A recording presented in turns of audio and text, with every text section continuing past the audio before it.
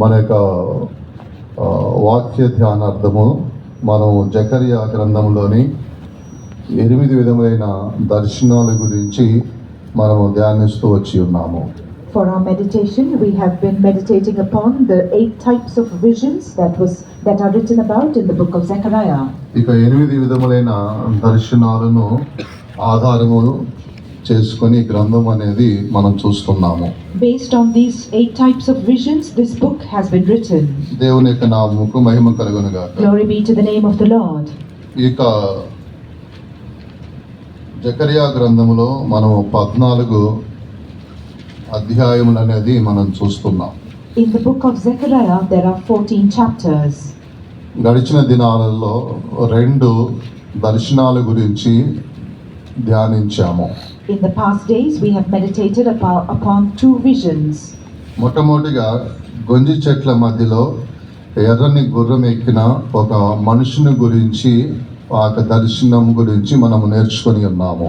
Firstly, we have learned about the vision about the man riding upon a red horse standing among the myrtle trees. తర్వాత రెండవదిగా యూదా ప్రజలను ఇశ్రాయేల్ వారిని చెదరగొట్టిన 4 విధములైన కొమ్ముల గురించి, అవి ఏ కొమ్ములై ఉన్నాయని వాటి గురించి మనం నేర్చుకున్నాము. Secondly, we have learned about the 4 types of horns that had scattered the people of Judah and the people of Israel. ఈ దినమున 3వ దర్శనం నుంచి మనము ధ్యానించుదాం. Today we shall study about the 3rd vision. గొంజి చెట్ల మధ్యలో ఒక వ్యక్తి ఎర్రని గుర్రం ఎక్కి ఉన్నాడు. There was a man riding upon a red horse standing among the myrtle trees. ఈ విధంగా జకరియా దర్శనం చూశాడు. Zechariah saw such a vision. ఇక దర్శనం యొక్క భావము ఏమిటి అనేది పోయిన వారంలో మనము ధ్యానించాము. The meaning of this vision we meditated upon last week.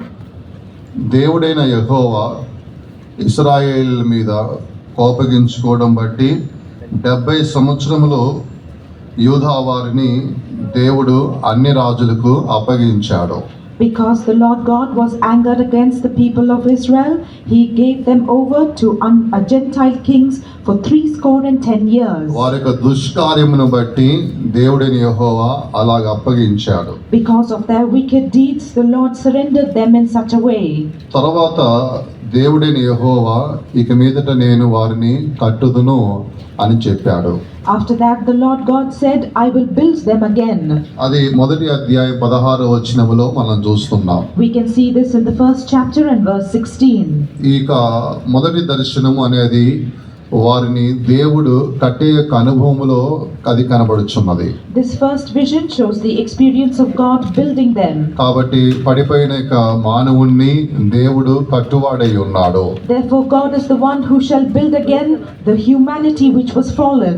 ఆయన యెరూషలేమును కోరుకుంటున్నాడు, సియోనును ఓదార్చువాడై ఉన్నాడు. He has desired Jerusalem and he comforteth Zion. కాబట్టి ఆయన యెరూషలేమును సియోనును ఆయన కట్టువాడై ఉన్నాడు. That is why he is the one who shall build Zion and Jerusalem. పడిపోయిన వ్యక్తిని మరలా పూర్వ స్థితికి ఆయన తీసుకొని రావడానికి సమర్థుడై ఉన్నాడు. He is able to bring back the fallen man to his former state. ఈ మొదటి దర్శనం అనేది దాన్ని చూపిస్తున్నది. This first vision points to this. రెండవ దర్శనం అనేది 4 కొమ్ములు యూదా వారిని ఇశ్రాయేలీయులను చెదరగొట్టినట్లుగా రెండవ దర్శనం గురించి మనము నేర్చుకొని ఉన్నాము. We have learnt about the second vision in which we saw the 4 horns which scattered the people of Judah and the people of Israel. ఆ 4 కొమ్ములు అనేది ఒకటి ఐగుప్తి అయి ఉన్నది, రెండవది అషూరు అయి ఉన్నది, మూడవది బబులోన్ అయి ఉన్నది, 4వదిగా మాదియా పారిషా అయి ఉన్నదని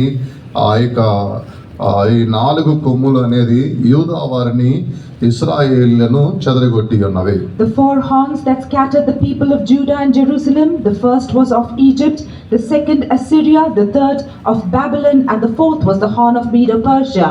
ఇవి ఈ ఆత్మీయమైన కోణములో ఈ దినాలలో యూదా వారమును ఇశ్రాయేలు మనము ఆత్మీయమైన ఇశ్రాయేలుగాను ఆత్మీయమైన యూదా వారిగా మనం కనబడుచున్నాము. In these days we are seen as the spiritual Judah and the spiritual Israel. అలాగని 4 కొమ్ములు ఈ దినాలలో ఇటువంటి ఒక ఆత్మీయమైన ఇశ్రాయేలుని కూడా చెదరగొట్టుచు ఉన్నవి. In the same manner, these four horns are scattering the spiritual Israel. దేవుని స్తోత్రం. Praise be to God. 4 కొమ్ముల గురించి కూడా మనం నేర్చుకొని ఉన్నాము. We have learnt also about these four horns. అయితే ఈ 4 కొమ్ములను చెదరగొట్టడానికి 4 కంసాలి వాళ్ళ గురించి కూడా నేర్చుకొని ఉన్నాము. We have also learnt about the 4 carpenters who are going to scatter these 4 horns. ఈ 4 కంసాలి అని చెప్పినప్పుడు కంసాలి వారి దగ్గర అగ్ని ఉంటుంది. These 4 carpenters or craftsmen, they have fire with them. కంసాలి వారు అని చెప్పినప్పుడు ఇది దేవుడు పరిశుద్ధాత్మ దేవునికి సాదృశ్యమైనది. These craftsmen typify the Holy Spirit. పరిశుద్ధాత్మ దేవుడు ఆయన మన పక్షముగా ఆయన నిలబడి మనకు విరోధంగా లేచిన ఆ 4 విధములైన కొమ్ములను చెదరగొట్టు వారై ఉన్నాడు. God the Holy Spirit is standing on our behalf and he is going to scatter these 4 horns. దేవుని స్తోత్రం. Praise be to God. ఇది రెండవ దర్శనం గురించి కూడా మనము నేర్చుకొని ఉన్నాము. We have learnt about this second vision also. ఈ దినమున మనము 3, 4, 5 దర్శనాలు సమయం అనుకూలతను బట్టి మనం నేర్చుకుందాము. Today let us learn about the 3rd, 4th and 5th visions, time permitting. దేవుని స్తోత్రం. Praise be to God. ఇక 3వ దర్శనం గురించి మనం చూసినప్పుడు జకరియా గ్రంథము 2వ అధ్యాయము 1వ వాక్యమును మనం చదివినట్లయితే ఇక్కడ ఆ 3వ దర్శనమును మనం చూస్తున్నాం. Here when we read in Zechariah 2nd chapter 1st verse, we can read about the 3rd vision. 1 నుంచి 5 వాక్యాల వరకు ఈ దర్శనం అనేది గురించిన వివరణ అనేది రాయబడి ఉన్నది. The description of this vision is written from verses 1 to 5. మొదటి వాక్యమును చదవండి. Let us read the first verse. I lifted up mine eyes again and looked, and behold, a man with a measuring line in his hand. మరియు నేను తేరి చూడగా కొలనూలు చేత పట్టుకొనిన ఒకడు నాకు కనపడెను. దేవుని యొక్క మహిమ కలుగును గాక. Glory be to the name of the Lord. ఇక్కడ నేను తేరి చూచినప్పుడు కొలనూలు పట్టుకొనిన ఒకడు నాకు కనబడి ఉన్నాడు. I lifted up mine eyes and looked, and behold, a man with a measuring line in his hand. నీవెక్కడికి పోవచ్చున్నావని నేను అతన్ని అడగగా అతడు యెరూషలేము యొక్క పొడవును వెడల్పు అది ఎత్తైనది నేను ఎంతగా ఉన్నదని కొలవడానికి పోతున్నానని చెప్పాడు. Then said I, whither goest thou? And he said unto me, to measure Jerusalem, to see what is the breadth thereof, and what is the length thereof. ఇక్కడ ఒక మనుష్యుడు అతనికి కనబడి ఉన్నాడు. Here he saw a man. ఇలాగ ఒక మనుషుడు కనబడినప్పుడు నీవెక్కడికి పోతున్నావని ఇక జకరియా అడిగి ఉన్నాడు. When he saw this man, Zechariah asked him, where are you going? నేను యెరూషలేమును కొలవడానికి పోతున్నాను అని చెప్పాడు. He said unto him, to measure Jerusalem. 3వ వచనంలో మనం చూసినప్పుడు When we read in the 3rd verse, నాతో మాట్లాడుచున్న ఆ యొక్క దూత బయలుదేరిగా మరొక దూత వచ్చినట్లు మనం చూస్తున్నాం. it is said here that the angel that talked with me went forth, and another angel went out to meet him. ఇక్కడ రెండవ దూత మనం చూసినప్పుడు ఇక యెరూషలేము అది ఎలా ఉన్నదంటే విస్తారంగా ఉన్నది. దాంట్లో జనులందరూ కూడా విస్తరించారు. తర్వాత పశువులన్నీ కూడా అక్కడ విస్తారంగా ఉన్నది. ఆ యొక్క పట్టణం అనేది ప్రాకారం కనబడట్లేదు అని ఇక దూత చెప్పినట్లుగా మనం చూస్తున్నాం. This second angel said unto him that this is a great and wide city, wherein there are abundant of animals and cattle, and there are no walls there. ఈ 3వ దర్శనము అనేది యెరూషలేమును కొలవడానికి ఒక వ్యక్తి వెళ్ళి ఉన్నాడు. This 3rd vision shows a man who went forth to measure Jerusalem. అయితే ఈ యెరూషలేములో మనుషులను పశువులు అనేది విస్తారముగా కనబడుతున్నాయి. And in this Jerusalem there was a multitude of men and cattle. కానీ యెరూషలేముకు చుట్టుపక్కల ప్రాకారం అనేది లేదు. But Jerusalem had no walls around it. ఇలాగ ప్రాకారం లేకుండా ఆ పట్టణము అనేది ఉన్నది. In this way, this city had no walls. అయితే దేవుడు చెబుతున్నాడు, నేను దానికి అగ్ని ప్రాకారంగా ఉంటాను అని దేవుడైన యెహోవా చెప్పాడు. Here the Lord God is saying that I will be unto her a wall of fire round about. ఈ సంభవం అనేది 1 నుంచి 5 వచనాల్లో మనం చూస్తున్నాం. We can read of this in verses 1 to 5. దీని యొక్క అర్థము ఆత్మీయమైన అర్థాన్ని మనం చూసినప్పుడు When we look at the spiritual meaning of this, ఇది దేన్ని చూపిస్తున్నది అంటే ఇది యెరూషలేము అనేది మహా అభివృద్ధి కలదిగా ఉన్నది కాబట్టి నేను ఇక దాన్ని ప్రాకారంగా నేనే ఉండి, అగ్ని ప్రాకారంగా ఉండి నేను దాన్ని కాపాడుతాను అనే ఒక అనుభవాన్ని చూపిస్తున్నది. This shows the experience of Jerusalem expanding greatly so that it had no walls, and the Lord himself is a wall of fire unto her. దేవుని స్తోత్రం. Praise be to God. ఇక్కడ పశువులను జనులు విస్తారంగా ఉన్నారు, కానీ దానికి ప్రాకారం లేదు, ఒక కాపుదల లేదు. కానీ దేవుడని యెహోవా చెబుతున్నాడు, నేనే ఆ పట్టణమునకు అగ్ని ప్రాకారంగా ఉంటానని చెప్పాడు. Here the city has a multitude of men and cattle, yet it has no walls, which means it has no safety nor protection, but the Lord is saying that he himself is a wall to her. దేవుని స్తోత్రం. Praise be to God. ప్రియమైన దేవుని బిడ్డలారా, Beloved people of God, దేవుడు మనకు కూడా ఆయన అగ్ని ప్రాకారంగా ఉంటున్నాడు. God is as a wall of fire even unto us. ఎంతమంది ఈ మాట విశ్వసిస్తున్నారో చేతులు పైకెత్తి ఓసారి గట్టిగా హల్లెలూయా చెప్పండి. All those, దేవుని యొక్క నామం మహిమ కలుగును గాక. praise be to the name of the Lord. యోబు గ్రంథమును మనము తెరిచినట్లయితే ఇక్కడ దేవుడు 3 విధములైన కంచెలతో యోబును కాపాడుచున్నట్లుగా మనం చూస్తున్నాం. When we open our Bibles to the book of Job, we can see that the Lord was preserving Job with 3 kinds of hedges. మొదటి అధ్యాయము, యోబు గ్రంథము మొదటి అధ్యాయము 10వ వచనాన్ని మనం చదివినప్పుడు, When we read in the book of Job, the first chapter and verse 10, నీవు అతనికిని అతని ఇంటి వారికిని అతని కలిగిన సమస్తమునకును నీవు కంచె వేసితివి అని ఇక్కడ రాయబడి ఉన్నది. here it is written, Hast thou not made an hedge about him and about his house and about all that he hath on every side? ఇక్కడ 3 కంచెలు మనం చూస్తున్నాము. Here we can see 3 hedges. ఒకటి అతనికి అని రాయబడి ఉన్నది. The first is about him. రెండవది అతని యొక్క ఇంటి వారికి. The second is for about his house and the people of his house. మూడవది అతనికి కలిగిన దానంతటికిని.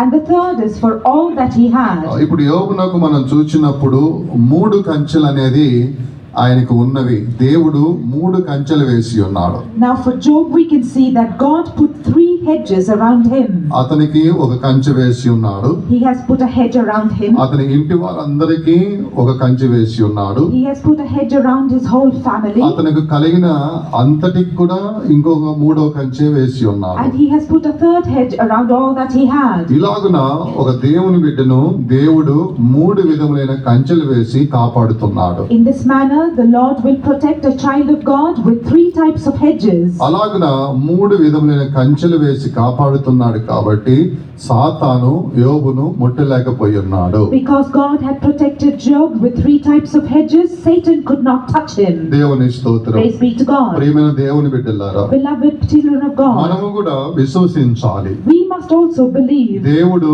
నాకు ఒక కంచె వేశాడు, నాకు కలిగిన అనగా నా యొక్క ఇంటి వారికి అందరికి ఒక కంచె వేశాడు, మూడవది నాకు కలిగిన దానంతటికి కూడా కంచె వేశాడని నువ్వు దృఢమైన ఒక నమ్మకంతో విశ్వాసంతో ఉండాలి. You must have a strong faith and belief that the Lord has put a hedge around you, around your whole house and family, and around everything that you have.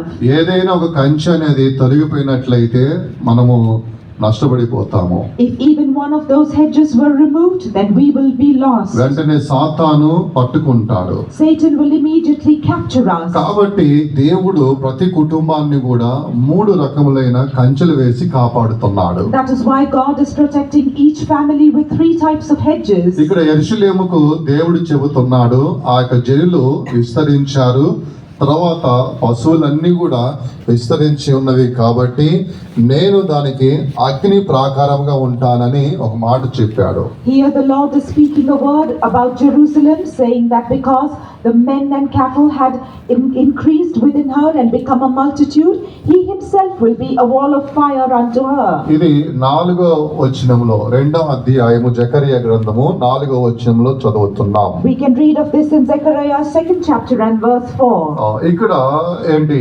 జనులు విస్తారంగా ఉన్నారు కాబట్టి ఆ యొక్క పట్టణానికి దేవుడు ప్రాకారంగా ఉన్నాడు. Here, because the people are a multitude, the Lord is a wall unto them. దేవుని స్తోత్రం. Praise be to God. యోబులో మనం చూచాము, యోబు గ్రంథములో యోబుకు దేవుడు 3 విధములైన కంచెలు వేసి కాపాడుతున్నాడు. And in the book of Job, we read that the Lord was preserving Job, having put 3 types of hedges around him. ఇక్కడ యెరూషలేము పట్టణానికి కూడా దేవుడు అగ్ని ప్రాకారముగా ఉండి దాన్ని కాపాడుతున్నాడు. Here in Zechariah also, we read that the Lord is preserving Jerusalem by being a wall of fire. ఇటువంటి ఒక దర్శనమును జకరియా చూశాడు. Zechariah saw such a vision. దేవుని స్తోత్రం. Praise be to God. దేవుడైన యెహోవా ఆ యెరూషలేము పట్టణమును తానే అగ్ని ప్రాకారముగా ఉండి ఒక కంచిగా ఉండి కాపాడడానికి దాంట్లో ఉన్న శ్రేష్టత ఏమై ఉన్నది? What is the speciality of the city of Jerusalem, that the Lord himself should preserve her, being a wall of fire around her? దాంట్లో ఉన్న శ్రేష్టత ఏమిటంటే పశువులను మానవులు అందరూ కూడా విస్తారంగా ఉన్నారు. అది ఆ పట్టణం యొక్క శ్రేష్టత ఏమది? The specialty of that city was that there was a multitude of men and cattle within it. ఇది దేన్ని బయలుపరుస్తుంది? What does this show? ఇది మన ఆత్మీయ జీవితంలో మనము అభివృద్ధి కలిగి ఉండే జీవితాన్ని బయలుపరుస్తుంది. This reveals an abundance and prosperity in our spiritual life. దేవుడు ఆయన ఇక 3 విధములైన కంచెలు వేసి తర్వాత మనకు దేవుడే ఏంటి అగ్ని ప్రాకారంగా ఉండాలి అనేది 4వ కంచె. ఇలాగున 4 రకములైన కంచె అనేది మనకు దేవుడు వేసి కాపాడాలి అన్నట్లయితే మనలో ఒక అభివృద్ధి అనేది ఉండాలి. ఆత్మీయమైన ఒక అభివృద్ధి ఉంటేనే దేవుడు మనల్ని కూడా ఆ విధంగా కాపాడుతాడు. For the Lord to preserve us, putting 3 hedges around us, and also the wall of fire, which is the 4th hedge. For the Lord to do this, then we must also show a spiritual growth and increase. ఈ దినాల్లో మనం చూచినప్పుడు ఆత్మీయ జీవితంలో అభివృద్ధి లేని వారిగా కనబడుతున్నాము. In these days, if we see, we are seen as those who have no growth in our spiritual life. ఇలాగున ఆత్మీయ జీవితంలో అభివృద్ధి అనేది లేకపోయినట్లయితే దేవుడు అగ్ని ప్రాకారంగా ఆ పట్టణం చుట్టూ ఉండడు. If there is no growth or expansion in our spiritual life, then the Lord will not be a wall of fire unto that city. దేవుడైన యెహోవా ఆ యొక్క పట్టణానికి అగ్ని ప్రాకారముగా ఉండటానికి కారణము ఆ పట్టణములో ఒక అభివృద్ధి ఉన్నది కాబట్టి దేవుడైన యెహోవా అగ్ని ప్రాకారముగా ఉన్నాడు. The reason that the Lord was like a wall of fire unto this city is because it had great growth and increase. దేవుని స్తోత్రం. Praise be to God. ప్రియమైన దేవుని బిడ్డలారా, Beloved children of God, మనము కూడా ఆత్మీయ జీవితంలో ఒక అభివృద్ధి అనేది ఉండాలి. for our spiritual life also there must be a growth. హోషేయ గ్రంథంలో మనం చూసినప్పుడు When we read in the book of Hosea, 11వ అధ్యాయము 1వ వచనము, తర్వాత 4వ వచనము, తర్వాత 3వ వచనాన్ని మనం చదివినప్పుడు when we read Hosea 11వ అధ్యాయము chapter 11 verse 1, verse 3 and 4, మొదటి వచనము, తర్వాత 4వ వచనము, తర్వాత 3వ వచనమును ఈ వాక్యాలు మనం చదివినప్పుడు when we read the verses in chapter 11 verse 1 and then verse 4 and then verse 3, ఇక్కడ కొన్ని కార్యాలు మనం చూస్తున్నాం. we can read of some matters here. మొదటి వచనములో ఇశ్రాయేలు బాలుడై ఉండగా నేను అతని ఎడల ప్రేమ కలిగి నా కుమారుణ్ణి ఐగుప్తు దేశంలో నుండి పిలిచితిని అని మొదటి వాక్యంలో రాయబడి ఉన్నది. In the first verse it is written, when Israel was a child, then I loved him and called my son out of Egypt. తర్వాత 4వ వచనంలో మనం చూసినప్పుడు Then when we read in verse 4, ఒకడు మనుషులను తోడుకొని పోవునట్లుగా స్నేహ బంధముతో నేను వారిని బంధించి ఆకర్షించితిని. ఒకడు పశువుల మీదికి కాడి తీసివేసినట్లు నేను వారి కాడిని తీసి వారి ఎదుట భోజనం పెట్టి తిని అని 4వ వచనంలో చూస్తున్నాం. in verse 4 we read, I drew them with cords of a man, with bands of love, and I was to them as they that take off the yoke on their jaws, and I laid meat unto them. 3వ వచనములో నేను చేయి పట్టుకొని నడక నేర్పిన వాడును నేనే అని చెబుతున్నాడు. In the 3rd verse it says that I have taken them by their arms and I taught them to walk. ఈ 1వ వచనము, తర్వాత 4వ వచనము, 3వ వచనాన్ని మనం చూసినప్పుడు ఇక్కడ మొదటి వాక్యంలో నేను ఐగుప్తులో నుండి ఇక్కడ ఇశ్రాయేలును నేను పిలిచితిని అని చెప్పాడు. When we read verse 1, 4 and 3 together, in the first verse we read that I have called him out of Egypt and I have loved him. 4వ వచనములో అతని మీద ఉన్న కాడిని తీసివేసి నేను భోజనం పెట్టితిని అని 4వ వచనములో చూస్తున్నాం. And in verse 4 we read that I have taken off the yoke that was upon them and I laid meat or food unto them.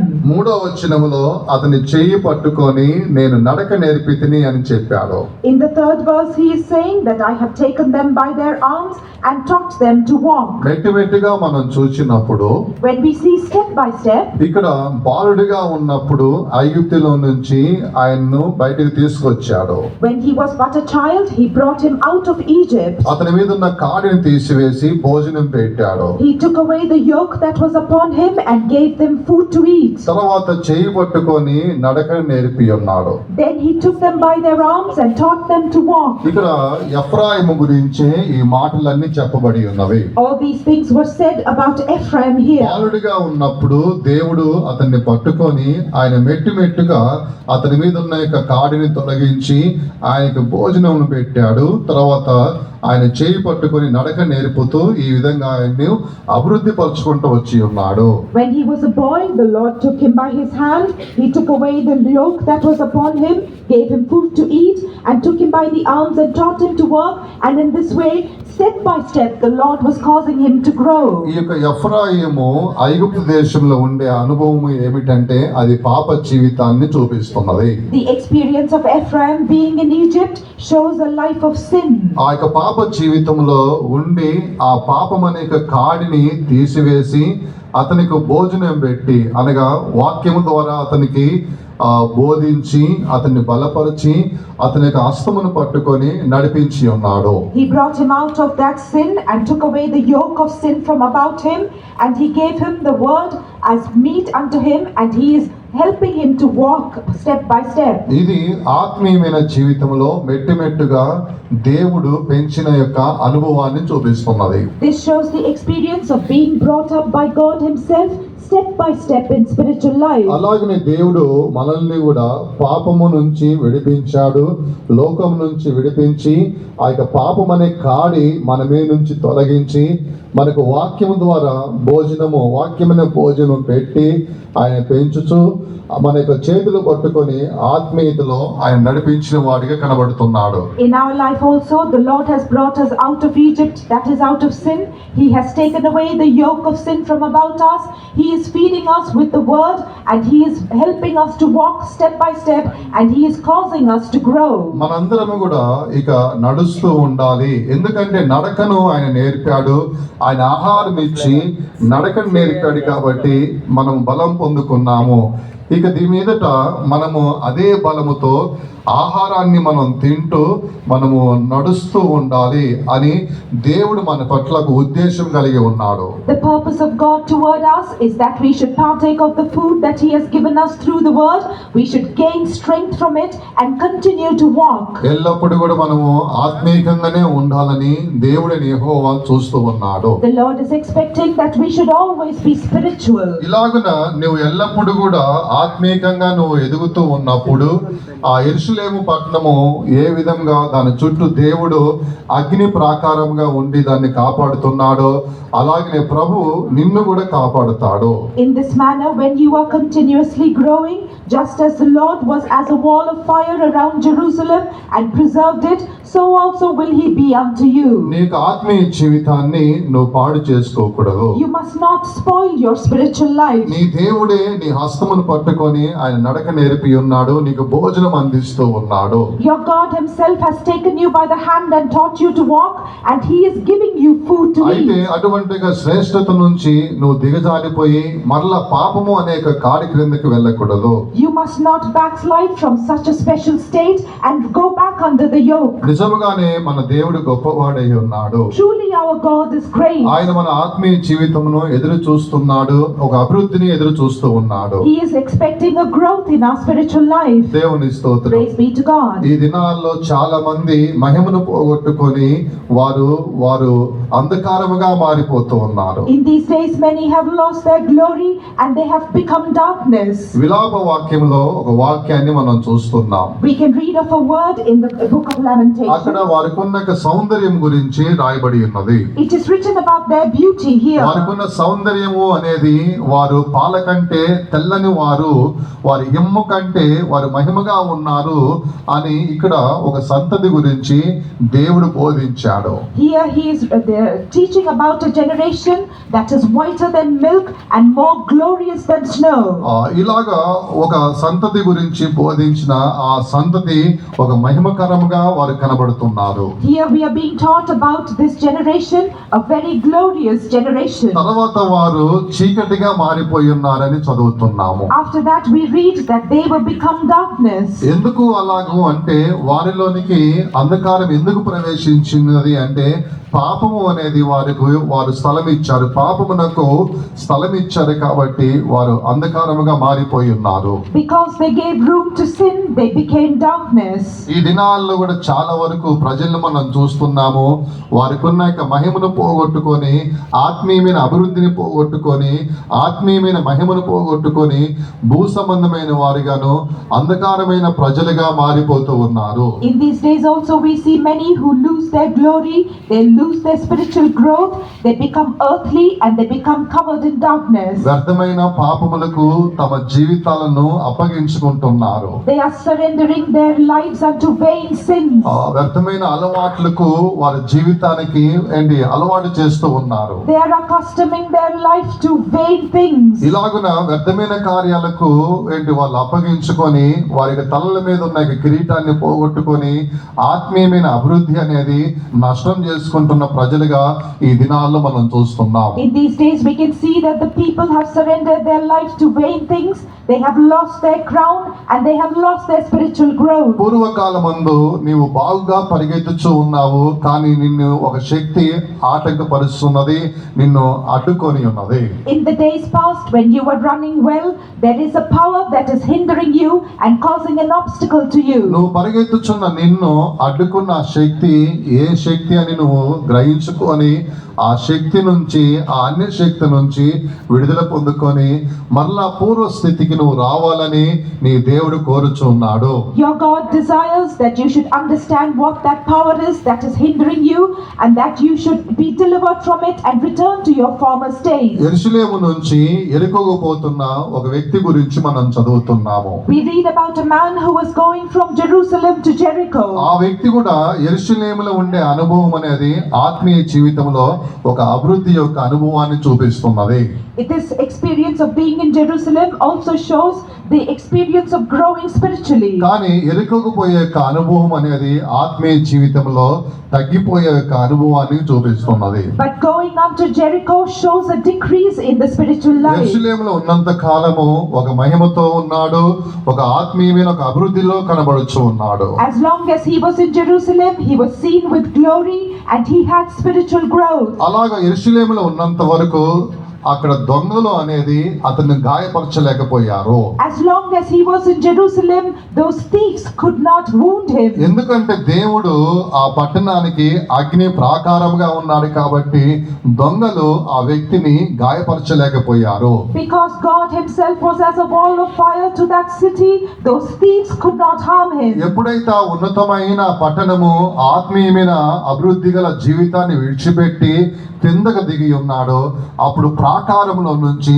బయటికి వచ్చినట్లుగా మనం చూస్తున్నాము. ఆ ప్రాకారం నుండి బయటకు వచ్చాడు కాబట్టి ఇక్కడ దొంగలు ఆ వ్యక్తిని గాయపరిచారు. దొంగలు అని చెప్పినప్పుడు అపవాది ఆ వ్యక్తిని గాయపరిచి ఉన్నాడు. But when he left that high city and came out of the walls, we see that the thieves were able to harm him and wound him. When we say thieves, it typifies Satan. నీవు దేవుని యొక్క వాక్యమునకు భయపడాలి. You must fear God and the word of God. నీకు ఆత్మీయ జీవితము అనేది అది తగ్గిపోయి ఒక చీకటిగా నువ్వు మారిపోయినట్లయితే పశ్చాత్తాపడి ప్రభువా మరలా నన్ను అభివృద్ధి పరచండి ప్రభు అని అప్పగించుకోవాలి. If you have decreased in your spiritual life and you have become dark, then you must ask of the Lord to return you to your spiritual అలా growth. కాకుండా ఇంకను అపవిత్రుడిగానే ఉండనిమ్మని చెప్పబడినట్లుగా ఇంకను నీవు అపవిత్రంగానే జీవిస్తూ ఉన్నట్లయితే ఇక కంచెలు అనేది నీ నుంచి అవి తొలగిపోతాయి. But if you remain filthy as the filthy should be, as it is written, then the walls that are around you, the hedges will be removed. నీకు ఉన్న కంచె తర్వాత నీ ఇంటి వారికి ఉన్న కంచె తర్వాత మూడవదిగా నీ కలిగిన దాని అంతటికి కంచె తర్వాత సమస్తానికి అగ్ని ప్రాకారముగా దేవుడు ఉంటున్నాడు ఆ కంచె. ఈ కంచెలన్నీ కూడా నీ నుంచి తొలగిపోతాయి. The hedge that is about you, the hedge that is about your family and your house, the hedge that is about all that you have, and the hedge, the wall of fire, the fourth hedge, that is the Lord himself, all these hedges will depart. ఇక 3 విధములైనవి లేక 4 విధములైన కంచెలు నీకు ఉండాలి అంటే ఆత్మీయతలో నువ్వు అభివృద్ధి కలిగే ఉండాలి, ఆత్మీయతలో తగ్గిపోకూడదు. If these 4 types of hedges should be around you, you should not decrease in your spiritual life. ఎందుకు నీకు శ్రమ వస్తున్నది? Why is trouble coming upon you? ఎందుకు నీకు శత్రువులు నీకు విరోధంగా లెగుస్తున్నారు? Why are enemies rising against you? కారణం ఏమిటంటే నీకున్న మహిమను పోగొట్టుకున్నావు కాబట్టి నీకున్న కంచె తొలగిపోయినది. అందుకే శత్రు సమూహం అనేది నీ మీద వారు విర్రవీగుచూ ఉన్నారు. It is because you have lost your glory that your hedges have departed and your enemies are falling upon you. ఒక నిమిషం కళ్ళు మూసుకొని అందరం కూడా పరిశీలించుకుందాము. For a moment, let us close our eyes and examine నీ ourselves. జీవితముకున్న ఇక 4 రకములైన కంచెలు ఒకవేళ తొలగిపోయినాయా లేకపోతే బలముగా ఉన్నాయని ఒకసారి నిన్ను నువ్వు పరిశీలించుకోవాలి. You must examine yourself and see whether these 4 types of hedges about you are strong or have they fallen away. ఎందుకు నీకు శ్రమ వస్తున్నది? Why is suffering coming upon ఎందుకు you? శాపం నిన్ను వెంబడిస్తున్నది? Why is curse pursuing you? ఎందుకు అనేక మంది శత్రువులుగా నీకు విరోధంగా లేస్తూ ఉన్నారు? Why are many rising up as enemies against you? ఒకసారి నిన్ను నువ్వు పరిశీలించుకోవాలి. Just one time, examine yourself. ఒకవేళ నీ ఎదుట ఉన్న కంచెలు అనేది తొలగిపోయినట్లయితే If in case the hedges that are about you have నీ fallen ఆత్మీయ away, జీవితంలో ఒక అంధకారంగా నువ్వు మారిపోయినట్లయితే and if you have become dark in your spiritual life, ఇవన్నీ కూడా నీకు విరోధంగా అలల వలె వస్తూనే ఉంటాయి. all of these will come against you as waves. ఒకవేళ నీలో అటువంటి యొక్క పాపం ద్వారా ప్రవేశించిన అంధకారము ఏదైనా ఉన్నట్లయితే If there is any kind of darkness within you that is caused by sin, దేవుని సన్నిధానంలో పశ్చాత్తాపడండి. repent in the presence of God. నిన్ను నువ్వు తగ్గించుకొని దేవుని సన్నిధానంలో పశ్చాత్తాపడండి. Humble yourself and repent in the presence of God. మళ్ళా నువ్వు నూతన పరుచుకున్నట్లయితే If you renew yourself once more, దేవుడు చెబుతున్నాడు, the Lord is saying, ఇదిగో నేను అగ్ని ప్రాకారముగా ఉంటానని చెబుతూ ఉన్నాడు. He is saying, behold, I will be as a wall of fire unto you. ఏ శత్రువు కూడా నిన్ను ముట్టచాలడు. No enemy can touch you. ఒక నిమిషం కళ్ళు మూసుకొని చేతులు పైకెత్తి పరిశీలించుదాము. Let us lift up our hands and examine ourselves. ఒకవేళ నీ జీవితము అనేది మహిమను పోగొట్టుకున్న విధములో కనబడుచున్నట్లయితే, If your life is seen that you have lost your glory, శత్రువులు నీ మీద వారు లెగుస్తూ విర్రవీగుతూ ఉంటారు. the enemies will rise up against you and fall upon you. శాపము అది ఒక అలవలే నీ మీదకి వస్తుంది. Curse will rise against you as a wave. శ్రమ ఒక అలవలే నీ మీదకి వస్తుంది. Suffering will come upon you as a wave. శత్రువులు కూడా ఒక అలవలే నీ మీదకి వస్తూ ఉంటారు. Even your enemies will rise upon you as ఒకదాని waves. వెనుక ఒకటి అల ఏ విధంగా వస్తున్నదో అలాగనే నిన్ను చూచి ఈ శత్రువులు ఇవన్నీ కూడా నిన్ను ముంచి వేయడానికి వస్తూనే ఉంటాయి. Just as the waves come one after the other, your enemies will rise against you and try to immerse you. ఆ శత్రువులు నీ మీదకి రావడానికి కారణము నీ జీవితము అనేది అంధకారమైనది, నీ ఆత్మీయ జీవితం యొక్క అభివృద్ధి తగ్గిపోయినది కాబట్టి శత్రువులు ఆ విధంగా పరిగెత్తుకుంటూ నీ వైపు వస్తున్నారు. The reason for your enemies to come running towards you is because there is a darkness in you and there is no spiritual growth in you. శత్రువుల చేత నువ్వు తాకబడుచు ఈ ఉదయకాల సమయంలో నువ్వు ఉన్నట్లయితే, If this morning time you have been touched by your enemies, ఒకసారి నీ దేవుని వైపు చూచి, ప్రభువా పోగొట్టుకున్న మహిమను మరలా నాకు దయచేయండి ప్రభువా నువ్వు అడిగినట్లయితే చాలు, ఆయన మరలా నిన్ను మహిమతో నింపువాడై ఉన్నాడు. if you look unto your God once more and ask of him, he will revive that old glory in you again. ఆ మహిమ మరలా నీ మీదకి వచ్చినట్లయితే, If that glory comes upon you once more, నీ మీదకి వస్తున్న శత్రువులు తిరిగి పారిపోతారు. the enemies that are coming against you will flee. ఎంతమంది విశ్వసిస్తున్నారు? How many of you believe? అంధకారముగా మారిపోయినట్లయితే పశ్చాత్తాపడి దేవుణ్ణి అడగండి. If you have become dark, then repent and ask the Lord. ఒక 2 నిమిషాల సమయాన్ని మీకు ఇస్తున్నాను. I am giving you 2 minutes of time. కళ్ళు మూసుకొని దేవుని అడుగుదాము గాక. Let us close our eyes and ask the ప్రభువా Lord. పోగొట్టుకున్న మహిమను మరలా నాకు దయచేయండి ప్రభువా నువ్వు అడిగినట్లయితే చాలు, ఆ శత్రువులన్నీ పారిపోతాయి. ఆమేన్. It is enough if you ask the Lord to return the glory that you've lost. All your enemies will flee.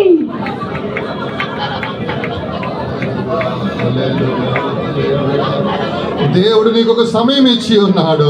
God has given you this time. దేవునితో ఏకీభవించండి. Let us be of one accord with God. ఆయన దహించు అగ్ని అయి ఉన్నాడు. He is a consuming fire. ఆయన వెలుగుగా కనబడుచున్నాడు. He is radiant in light. ఆయన మహిమగల దేవుడై ఉన్నాడు. He is a glorious God. ఆయన మహిమను నీకే ఆయన ఇస్తాడు. He will give you his glory. Hallelujah, hallelujah, hallelujah, hallelujah, hallelujah. Amen, hallelujah. Amen, hallelujah, hallelujah, హల్లెలూయా. విశ్వాస నేత్రములు తెరవండి. Open the eyes of faith. ఆకాశం నుంచి ఒక వెలుగు, ఒక మహిమ అది నీ మీదకు వస్తున్నట్లుగానే మీరు చూడండి.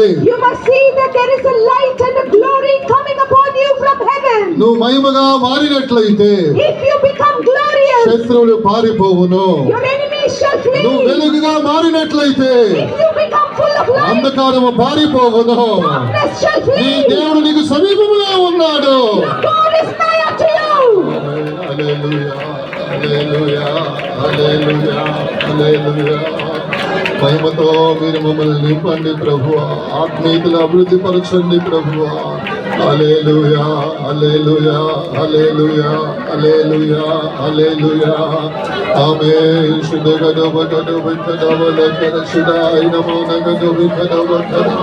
హల్లెలూయా, hallelujah, hallelujah, hallelujah, hallelujah. Amen. Praise the lord, praise the lord, praise the lord, praise the lord, praise the lord, praise the lord, praise the lord, praise the lord. సజీవయాగముగా మన శరీరము సమర్పించి, సజీవయాగముగా అందరి చేతుల పైన చమలు కొట్టి ఆరాధించుదాము. శుద్ధాత్మను వసగితివి, సంపూర్ణ సిద్ధిగా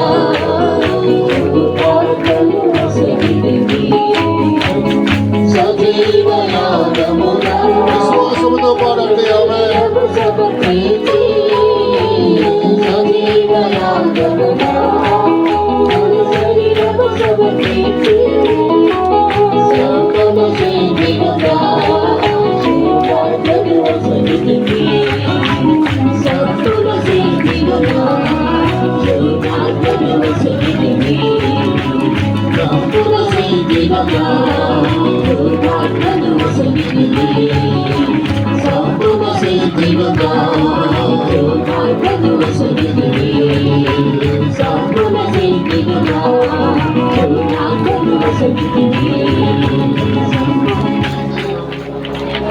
Hallelujah, hallelujah, hallelujah, hallelujah. Amen. Praise the Lord, praise the Lord, praise the Lord, praise the Lord. అందరం చేతులు పైకెత్తి గంభీరముగా మనం దేవుని స్తోత్రం చెబుదాము. Let us all lift up our hands and give praise to God with a loud voice. నీలో ఉన్న చీకటిని దేవుడు దాన్ని తొలగించి ఆయన నిన్ను మహిమతో నింపి ఉన్నాడు. The Lord has removed the darkness within you and He has filled you with నీలో ఉన్న glory. చీకటిని వెళ్ళగొట్టి ఆయన వెలుగుగా మార్చి ఉన్నాడు. He has cast out the darkness in you and దేవాది దేవుడికి 4 రకమైన కంచెలు ప్రభు నీకు వేసి ఉన్నాడు. The Lord God has put 4 types of hedges around you. విశ్వాసముతో అందరము గంభీరముగా దేవునికి స్తోత్రించెదము. With faith, let us all praise God. Amen. Hallelujah. Hallelujah. Hallelujah. Amen. Praise the lord. Praise the lord. Praise the lord. Praise the lord. Praise the lord. Praise the lord. Amen. స్తోత్రం స్తోత్రం స్తోత్రం స్తోత్రం స్తోత్రం స్తోత్రం స్తోత్రం స్తోత్రం స్తోత్రం స్తోత్రం స్తోత్రం. ఆమేన్. Praise the lord. స్తోత్రం స్తోత్రం స్తోత్రం స్తోత్రం స్తోత్రం. హల్లెలూయా. దేవునికి స్తోత్రం. Praise be to God. 4వ దర్శనం గురించి ఇప్పుడు మనము నేర్చుకునబోతున్నాం. Now we are going to learn about the 4th vision. అది 3వ అధ్యాయము 1 నుంచి 4 వాక్యాల వరకు మనం చదివినప్పుడు ఇక్కడ 4వ దర్శనం గురించి మనం చూస్తున్నాం. జకరియా గ్రంథము 3వ అధ్యాయము 1 నుంచి 4 వాక్యాలలో ఇక్కడ 4వ దర్శనం గురించి రాయబడి ఉన్నది. We can read about the 4th vision in Zechariah chapter 3 and verses 1 to 4. ఈ యొక్క దర్శనములో మనం చూసినప్పుడు ఇక్కడ యెహోవా దూత ఎదుట ప్రధాన యాజకుడైన యెహోషువ నిలబడినట్లుగా ఈ వాక్యంలో రాయబడి ఉన్నది. In these verses it is written that the high priest Joshua was standing before the angel. సాతాను కూడా ఇక్కడ అతని కుడిపార్శ్వమున నిలబడి ఫిర్యాదు చేస్తున్నట్లుగా, నేరం మోపుతున్నట్లుగా మనం మొదటి వచనంలో ఈ 2 కార్యాలు చూస్తున్నాం. We can also see that Satan was standing at his right hand to resist him, and this we can read in the first verse. 2వ వచనంలో యెహోవా దూత సాతానును గద్దించాడు. యెహోవా నిన్ను గద్దించును అని ఇక్కడ అతన్ని గద్దించి, ఇక వ్యక్తి నిప్పులో నుంచి, మంటలో నుంచి ఒక కర్ర తీస్తే బయటికి అది ఎలాగా ఒక కురివిగా ఉంటున్నదో ఈ వ్యక్తి అలా ఉంటాడు అని చెప్పి యెహోవా దూత ఈ సాతానును గద్దించాడు. In the second verse we see that the Lord, or the angel of the Lord, had rebuked Satan, saying, "The Lord rebuked thee, O Satan, and even the Lord has plucked out the fire this man Joshua." ఇక్కడ యాజకుడగు యెహోషువ యొక్క కుడి పార్శ్వమందు సాతాను నిలబడి నేరం మోపుతున్నాడు. Here we see that Satan is standing upon the right hand to accuse him. అప్పుడు యెహోవా దూత ఇక సాతానును గద్దించాడు. And now the angel of the Lord is rebuking Satan. యెహోవా నిన్ను గద్దిస్తాడు.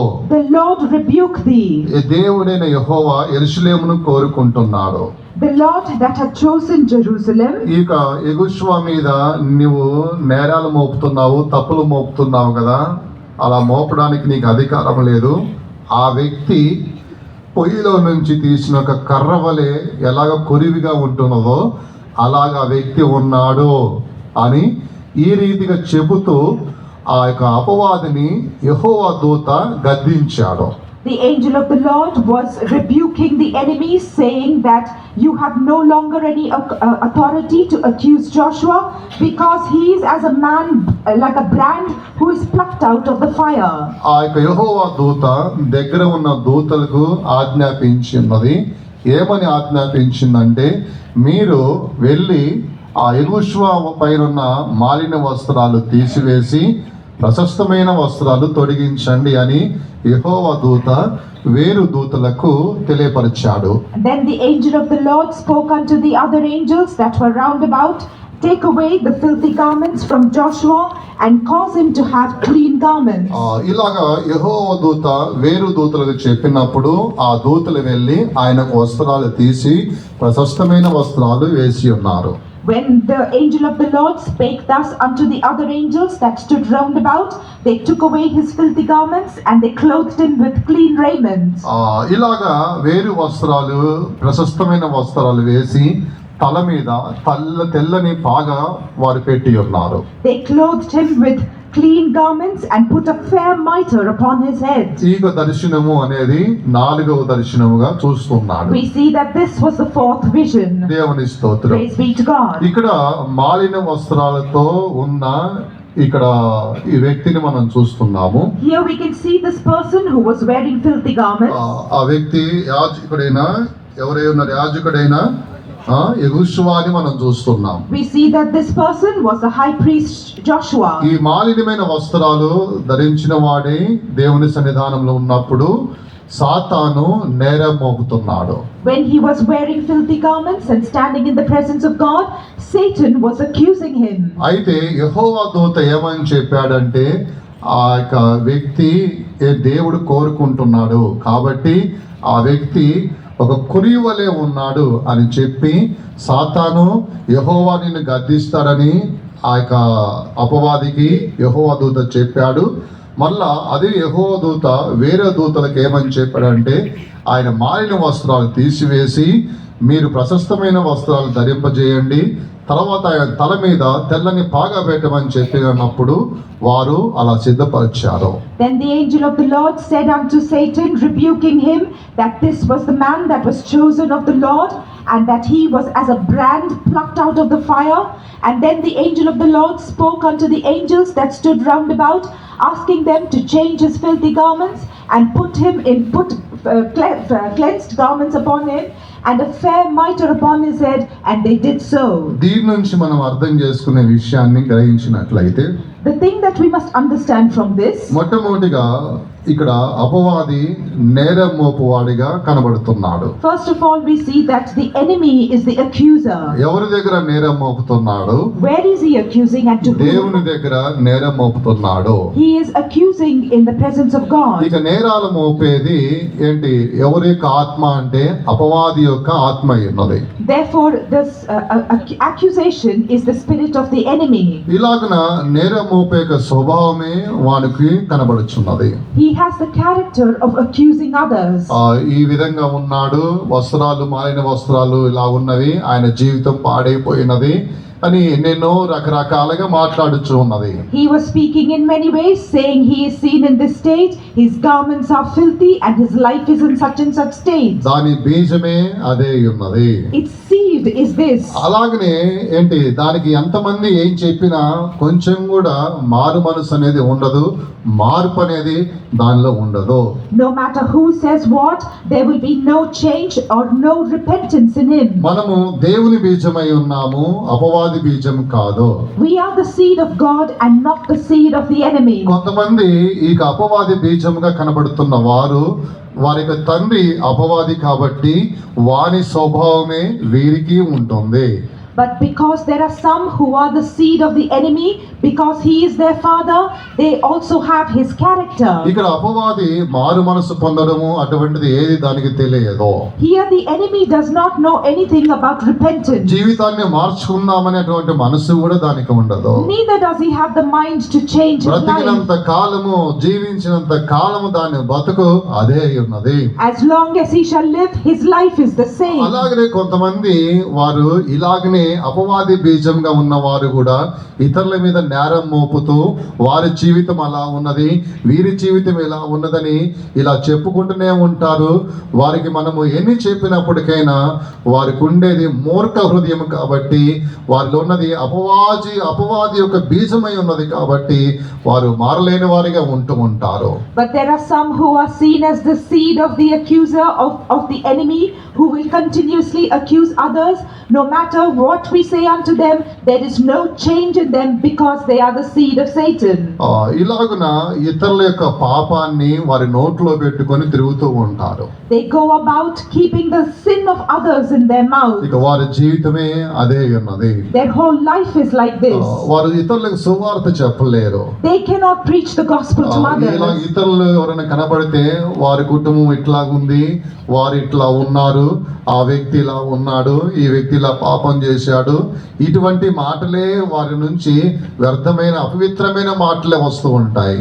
They only speak vain and unclean words, accusing others, saying this person's life is in this state, Their family is doing that and speaking ill of others all the time. వారి గురించి, ఇతరుల గురించి, ఇతరుల యొక్క మురికి బట్టల గురించి నువ్వెందుకు చెప్పుకుంటూ తిరగాలి? Why should you go about speaking about the filthy garments of others? చివరిగా ఏ జీతాన్ని నువ్వు పొందుకుంటావు? What kind of wages will you receive in the end? అలాగా అటువంటి మనసు ఏదన్నా ఉంటే ఈ రోజు ఒక తీర్మానం చేయండి. If you have such a mind, make a decision నీ today. ఎదుట ఒక వ్యక్తి నిలబడినప్పుడు మూడో వ్యక్తి గురించి నువ్వు మాట్లాడాలి అన్నట్లయితే అది దేవుని గురించి నువ్వు మాట్లాడాలి.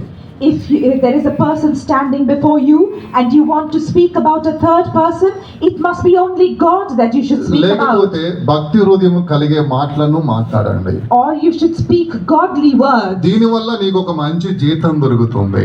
By this you can receive a good wage. దేవుని స్తోత్రం. Praise be to God. ఇక్కడ అపవాది ఉన్నట్లుగా మనము అటువంటి ఒక మనస్తత్వం అనేది, అటువంటి బీజం మనలో ఉండకూడదు. We should not have the same mind or the same seed that the enemy has. దేవుని స్తోత్రం. Praise be to God. ఇక్కడ మైల వస్త్రము, మురికి వస్త్రం అనేది అతని నుంచి తీసివేయబడి ప్రశస్తమైన వస్త్రం అనేది అతనికి ధరింపజేసినట్లుగా చూస్తున్నాం. We read here that his filthy garments were removed and he was given clean garments to wear. దేవుని స్తోత్రం. Praise be to God. పరిశుద్ధ గ్రంథములో ఆది కాండము నుంచి ప్రకటన గ్రంథం వరకు మనం చదివితే ఆత్మీయమైన వస్త్రాలు 20 వస్త్రాలు అనేది ఆత్మీయమైన వస్త్రాలు కనబడుతున్నాయి. In the Holy Scriptures, when we read from Genesis to Revelation, we can read of 20 types of spiritual garments. దాంట్లో మన ఉపదేశానుసారముగా మన పరిశుద్ధులు 7 వస్త్రాలు ఇంపార్టెంట్ అయిన వస్త్రాల గురించి బోధించారు. According to our doctrines, our saints have taught us about 7 important garments. దేవుని స్తోత్రం. Praise be to God. ఇక్కడ ఉన్న ప్రశస్తమైన వస్త్రము అది దేన్ని చూపిస్తున్నది? Here, what do these clean garments show? అది లూకా సువార్త వైపు మన గ్రంథాన్ని మనం తెరిచినప్పుడు ఇక్కడ తప్పిపోయి మరలా తండ్రి యొక్క ఇంటికి వచ్చిన చిన్న కుమారునికి ప్రశస్తమైన వస్త్రం అనేది ఇవ్వబడినట్లుగా చూస్తున్నాము.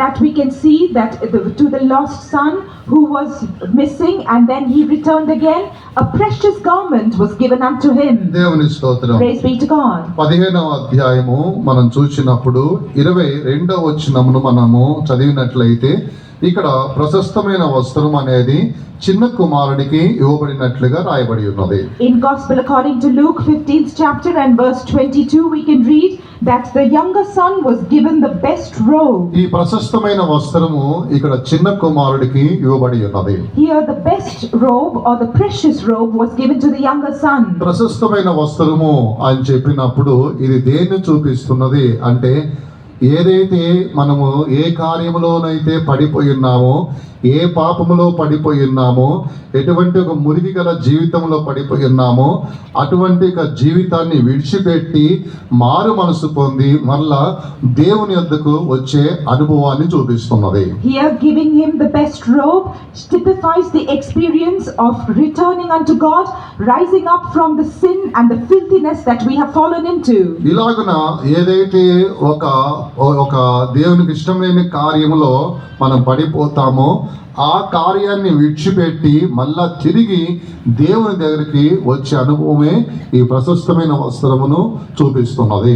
The experience of returning unto God from the sinful things that do not please God and repenting of them, this shows the experience of receiving the best precious robe. కడవరి దినాల్లో మనం వచ్చి ఉన్నాము. We have come into the last day. కాబట్టి ఏదైనా ఒక కార్యములో నువ్వు పడిపోయినట్లయితే నీవు ఆ కార్యాన్ని, ఆ చెడు కార్యాన్ని విడిచిపెట్టి మళ్ళా దేవుని దగ్గరికి రావడమే ప్రశస్తమైన వస్త్రమును ధరించిన దాంతో సమానము. If there is anything in which you have fallen, to forsake that and coming back to God, this shows the experience of putting on the precious ఇలాగున garment. నీవు ఆ చెడు కార్యమును, ఆ రహస్యమైన పాపము ఏదైతే ఉన్నదో అది విడిచిపెట్టి నువ్వు మారు మనసు పొంది మళ్ళా దేవుని దగ్గరికి రావాలి. You must forsake those evil deeds, those secret sins, and come back to God. దేవుని స్తోత్రం. Praise be to God. ఈ ప్రశస్తమైన వస్త్రము ధరించిన వారు అంటే ఈ విధంగా మారు మనసు పొంది మళ్ళా దేవునితో ఏకీభవించిన వారు రాజగృహములో ఉంటారని మనం చూస్తున్నాం. Those who have put on this precious garment, that means those who have repented and have come back to be one accord with God, they shall dwell in the royal palace. లూకా సువార్త 7వ అధ్యాయము 25వ వచనములో మనం చదివినట్లయితే ఈ ప్రశస్తమైన వస్త్రము ధరించిన వారు ఎక్కడ ఉంటారు అంటే వారు రాజగృహములో ఉంటారని చెప్పి రాయబడి ఉన్నది. When we read in the gospel according to Luke chapter 7 and verse 25, we can see that those who are apparelled in these gorgeous garments are dwelling in the king's court.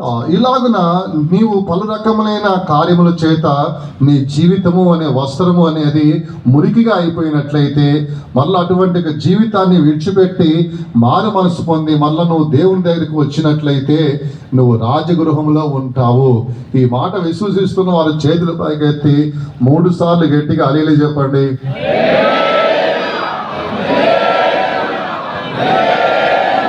దేవుని స్తోత్రం. Praise be to God. ఇలాగ తిరిగి మళ్ళా తండ్రి యొద్దకు దేవుని దగ్గరికి మనము రావడమే ప్రశస్త వస్త్రము ధరించిన దాంతో సమానము. Returning unto God in such a way typifies putting on precious garments. దేవుని స్తోత్రం. Praise be to God. తర్వాత ఇతనుకు తల మీద తెల్లని పాగా అనేది ఒకటి పెట్టబడినట్లు చూస్తున్నాం. After that we can see that a fair mitre was put upon his head. ఎప్పుడు తెల్లని పాగా అతని తల మీద పెట్టబడి ఉన్నది అంటే ప్రశస్త వస్త్రములు మార్చబడ్డ తర్వాతనే మురికి వస్త్రాలు అనేది తీసివేయబడి ప్రశస్త వస్త్రాలు ఎప్పుడైతే ఆయనకు ధరింపజేశారో తర్వాత ఆయనకు పాగా అనేది పెట్టబడి ఉన్నది. After his filthy garments were removed and he was given a change of garment and he put on those precious garments, after that a fair mitre was put ప్రియమైన on his దేవుని head. బిడ్డలారా, Beloved children of God, నీవు మురికి లాంటి జీవితము రహస్య కార్యాలు ఏదైతే నువ్వు విడిచిపెడతావో అప్పుడు దేవుడు మీకు ప్రశస్త వస్త్రములు అనేది నీ జీవితానికి అనుగ్రహిస్తాడు. అలా మాత్రమే కాదు, ఒక జై జీవితాన్ని కూడా ప్రభు నీకు ఇస్తాడు. when you forsake your filthy garments or the filthy things in your life, then the Lord will give you precious garments. He will also give you an overcoming life. ఇక్కడ వస్త్రములన్నీ కూడా ప్రశస్తమైన వస్త్రాలుగా కనబడుతున్నాయి. Here we can see that all the garments were clean and precious. తల మీద మనం చూసినప్పుడు తెల్లని భాగం మనం చూస్తున్నాము. And upon his head we can see a fair mitre. ఎక్కడ కూడా మైల అనేది మురికి కనబడడం లేదు. There is no filthiness or dirt anywhere. ఆరంభంలో మైల వస్త్రాలు ధరించిన వ్యక్తి తన ముగింపులో మనం చూసినప్పుడైతే ఎక్కడ కూడా మైల లేకుండా తెల్లని పాగా ధరించిన వాడు తర్వాత ప్రశస్తమైన వస్త్రాలు ధరించుకొని ఆయన ఈ విధంగా ఒక యథార్థమైన వాడిగాను ఒక పరిశుద్ధుడిగా దేవుని ఎదుట నిలబడుచున్నాడు. In the beginning, this person who was wearing filthy garments, now in the end, there was no sign of any filthiness within him. He was wearing precious, clean garments. There was a fair mitre upon his head, and he was seen glorious and upright in the presence of God. తెల్లని పాగా అది తల మీద పెట్టబడి ఉన్నది. This fair mitre was put upon ఇది the దేన్ని head. చూపిస్తున్నది అంటే అది పరిశుద్ధమైన తలంపులను చూపిస్తున్నది. తలంపులలో ఒక జయాన్ని చూపిస్తున్నది. This shows us that the thoughts were good and an overcoming nature in those thoughts. ఇక్కడ ఒక జయ జీవితం కలిగిన వాడిగా కనబడుతున్నాడు. He was seen with an overcoming life. ఆరంభంలో మనం చూసినప్పుడు అతని వస్త్రములన్నీ మైల వస్త్రములుగా ఉన్నవి. In the beginning, all his garments were filthy. ఆ జీవితాన్ని దేవుడు తొలగించాడు. ఆయన మారు మనసు పొంది మళ్ళా దేవుని దగ్గరికి వచ్చి ఉన్నాడు కాబట్టి ఆయన ప్రశస్తమైన వస్త్రాలు వచ్చి ఉన్నవి. అలాగే నీ జీవితంలో ఎక్కడ పడిపోయి ఉన్నావో చూసుకోవాలి. ప్రభువా ఇటువంటి జీవితము చేయనని నువ్వు తీర్మానం చేసినట్లయితే ప్రశస్తమైన వస్త్రము అనే ఒక ఆత్మీయమైన వస్త్రము నీకు ఇవ్వబడుతుంది. దాంతో పాటు ఒక జయ జీవితం చేసే విధముగా నీకు తలపైన ఒక పాగా కూడా పెట్టబడుతుంది. In your life also, if you understand where you have fallen and return unto God with repentance, you will be given precious garments. Not only that, a fair mitre will be put upon your head. In other words, you will be given an overcoming life. ఇప్పుడు అరికాలు మొదలుకొని తల వరకు మనం చూస్తే మురికి అనేది ఎక్కడ కనబడడం లేదు.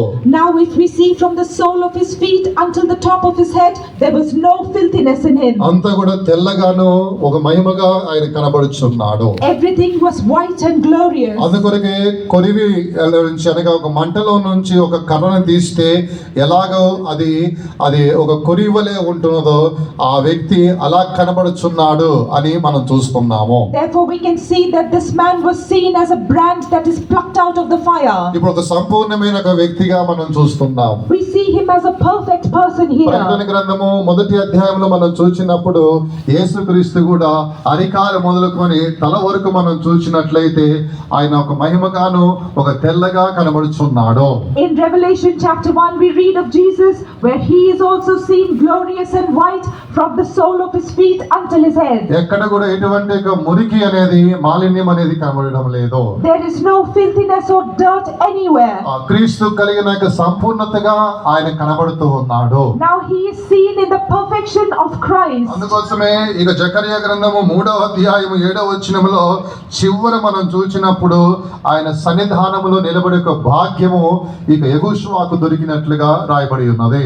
That is why when we read in Zechariah chapter 3 and verse 7, we can read that he received the blessedness to stand before God. ఇక్కడ సన్నిధానము అని చెప్పినప్పుడు అది నిత్యత్వమును బయలుపరుస్తున్నది. Here the presence of God reveals eternity. ఇలాగ మన జీవితంలో కూడా ఎటువంటి మురికి ఎటువంటి డాగు మచ్చ లేకున్నట్లుగా ఒక సంపూర్ణత క్రీస్తు కలిగిన సంపూర్ణతగా మనము కూడా అటువంటి సంపూర్ణతలోనికి ఎదిగినప్పుడే ఆయన సన్నిధానం నిలబడే ఒక భాగ్యము అనేది మనకు దొరుకుతుంది.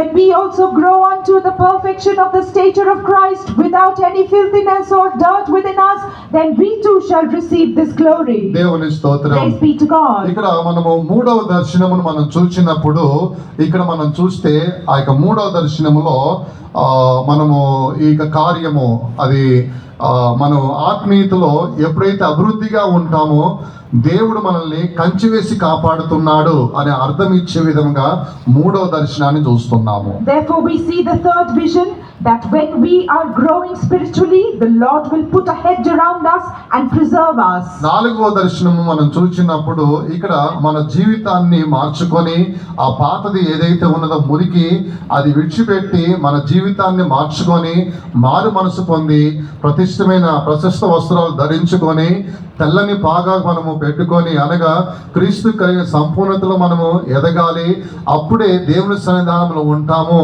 అనే ఆ యొక్క అర్థాన్ని ఇచ్చే విధముగా ఈ దర్శనం కనబడుతున్నది. In the fourth vision we can see that when we forsake our filthy deeds and we repent and we return unto God, then we will be given precious garments and a fair mitre will be put upon our head, so that we can grow into the perfection of the stature of Christ. దేవుని స్తోత్రం. Praise be to God. 5వ దర్శనం గురించి మనము చూసినట్లయితే When we see about the fifth vision, జకర్యా గ్రంథము 4వ అధ్యాయము 2 నుంచి 3 వాక్యాల వరకు మనం చదివినట్లయితే ఇక్కడ 5వ దర్శనం గురించి మనం చూస్తున్నాం. the fifth vision is written about in Zechariah chapter 4 verses 2 and 3. ఇక్కడ 2 ఒలివ చెట్ల మధ్యలో ఒక దీప వృక్షము ఉండినట్లుగా ఈ దర్శనాన్ని చూస్తూ ఉన్నాడు. Here he can see a vision where there is a candlestick standing between 2 olive trees. చదవండి ఆ వాక్యాలు. And said unto me, What seest thou? And I said, I have looked, and behold a candlestick all of gold, with a bowl upon the top of it, and his 7 lamps thereon, and 7 pipes to the 7 lamps which are upon the top thereof, and 2 olive trees by it, one upon the right side of the bowl, and the other upon the left side thereof. నీకు ఏమి కనబడుతున్నదని అడగగా, నేను సువర్ణమయమైన దీపస్తంభమును, దాని మీద ఒక ప్రమిదను, దీపస్తంభమునకు 7 దీపములను, దీపమునకు 7 గొట్టములను కనబడుచున్నవి. మరియు 2 ఒలీవ చెట్లు దీపస్తంభమునకు కుడి ప్రక్క ఒకటియు ఎడమ ప్రక్క ఒకటియు కనబడుచున్నవని చెప్పి. దేవుని స్తోత్రం. Praise be to God. ఇక్కడ ఈ వాక్యాల్లో 2 నుంచి మనం 3 వాక్యాలు చదివినప్పుడు 2 ఒలివ చెట్లు దాని మధ్యలో దీప వృక్షం గురించి రాయబడి ఉన్నది. When we read verses 2 and 3, it is written about 2 olive trees and a candlestick standing between them. ఈ దర్శన భావము ఏమి అని అడిగి ఉన్నాడు. Then he asked him, what is the meaning of this? ఇక దర్శన భావము ఏమిటి అని అడిగినప్పుడు తర్వాత వచనాలలో మనం చూస్తున్నాము. We can read of this in the verses to come. 11వ వచనం నుంచి రాయబడి ఉన్నది ఆ దర్శనం యొక్క అర్థాల గురించి మనం చూస్తున్నాం. From verse 11 we can read about the meaning of this vision. ఇక్కడ 2 ఇక్కడ ఒలివ చెట్లు అని చెప్పినప్పుడు ఇది అభిషేకాన్ని చూపిస్తున్నది. These 2 olive trees typifies the anointing. ఇక్కడ దీపవృక్షము అని చెప్పినప్పుడు ఒక దేవుని బిడ్డకు లేకపోతే సంఘాన్ని బయలుపరుస్తున్నది. And the candlestick reveals the child of God or the church. దేవుని స్తోత్రం. Praise be to God. ఈ దేవుని బిడ్డ లేకపోతే ఒక సంఘము అనేది ఒక దేవుని బిడ్డ ఎక్కడ ఉండాలంటే రెండు ఒలివ చెట్ల మధ్యలో కనబడాలి. This child of God or the church of God should be seen between the two olive trees. ఇక్కడ ఈ రెండు ఒలివ చెట్లు అన్నప్పుడు ఇద్దరు వ్యక్తులను బయలుపరుస్తున్నది. These two olive trees reveal two people. వారు 4వ అధ్యాయం జకరియా గ్రంథము 14వ వచనంలో చూస్తున్నాము. వారు సర్వలోక నాదుడగు యెహోవా యొద్ద నిలబడి తైలము పోయువారై ఉన్నారు అని మనం చూస్తున్నాం. In Zechariah 4th chapter and verse 14 we can see that these are two anointed ones that stand by the Lord of the whole earth. ఇక్కడ దీప వృక్షమునికి వాళ్ళు తైలము పోసే వారిగా కనబడుతున్నారు. They are the ones who give oil to the candlestick. ప్రియమైన దేవుని బిడ్డలారా, Beloved children of God, ఒక దేవుని బిడ్డ ఆత్మీయతలో అన్ని విషయాల్లో వెలుగుచూ ఉండాలి. అలా వెలుగుచూ ఉండాలంటే అతనికి అభిషేకం అనేది అవసరమై ఉన్నది. a child of God must be a light in all matters of spiritual life, and for him to do so he must be anointed. ఒక సంఘము కూడా మహిమగా వెలగాలి అన్నట్లయితే ఆ సంఘానికి అభిషేకం అనేది అవసరమై ఉన్నది. Even for a church to be lightened, the church needs the anointing. ఇప్పుడు ఒక దేవుని బిడ్డకు పోల్చి మొట్టమొదటి కార్యాన్ని మీతో మాట్లాడతాను. Now I will speak to you of the first thing, comparing it to the child of God. ఒక దేవుని బిడ్డ తన ఆత్మీయ జీవితము అంటే ఇక్కడ జెరుబాబేలు గురించి చూస్తున్నాము. తర్వాత ఒక దేవాలయం గురించి మనం చూస్తున్నాం. ఈ జెరుబాబేలు ఆ దేవాలయానికి పునాది వేసి ఉన్నాడు. అలాగనే ఆ యొక్క పునాది వేయబడిన యొక్క మందిరము కట్టి ముగించబడాలి అన్నట్లయితే ఇతనికి ఒక అభిషేకం అనేది అవసరమై ఉన్నది. Here we read about Zerubbabel, and for Zerubbabel to have built the temple of God, he laid the foundation for it. Now for it to be built and finished, he needs the anointing. ఈ దేవాలయమును కట్టుకున్నట్లుగా ఒక గొప్ప పర్వతం అనేది జెరుబాబేలు ముందుగా ఆటంకముగా ఉన్నది. There was a great mountain that was standing as an obstacle before Zerubbabel, so that this temple should not be built. ఇది ఆయనకు ఒక సమస్యగా కనబడుచున్నది. This was a great problem to him.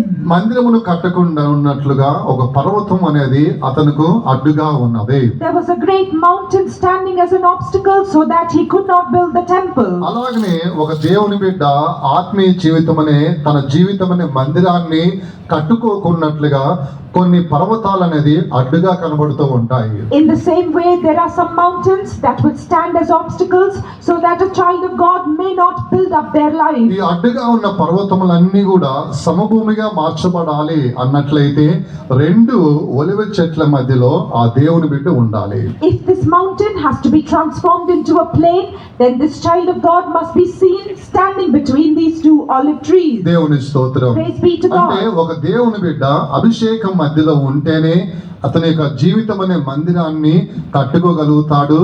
ఆ యొక్క ఆత్మీయ జీవితం అనే యొక్క మందిరమును కట్టుకోకుండా అడ్డుగా ఉండే పర్వతాలు ఏది ఉన్నప్పటికైనా అవన్నీ సమభూమిగా మార్చబడతాయి. దేని ద్వారా అంటే ఈ వ్యక్తి ఎప్పుడైతే అభిషేక మధ్యలో ఉంటాడో అప్పుడే ఈ పర్వతాల మీద జయం పొందుకుంటాడు.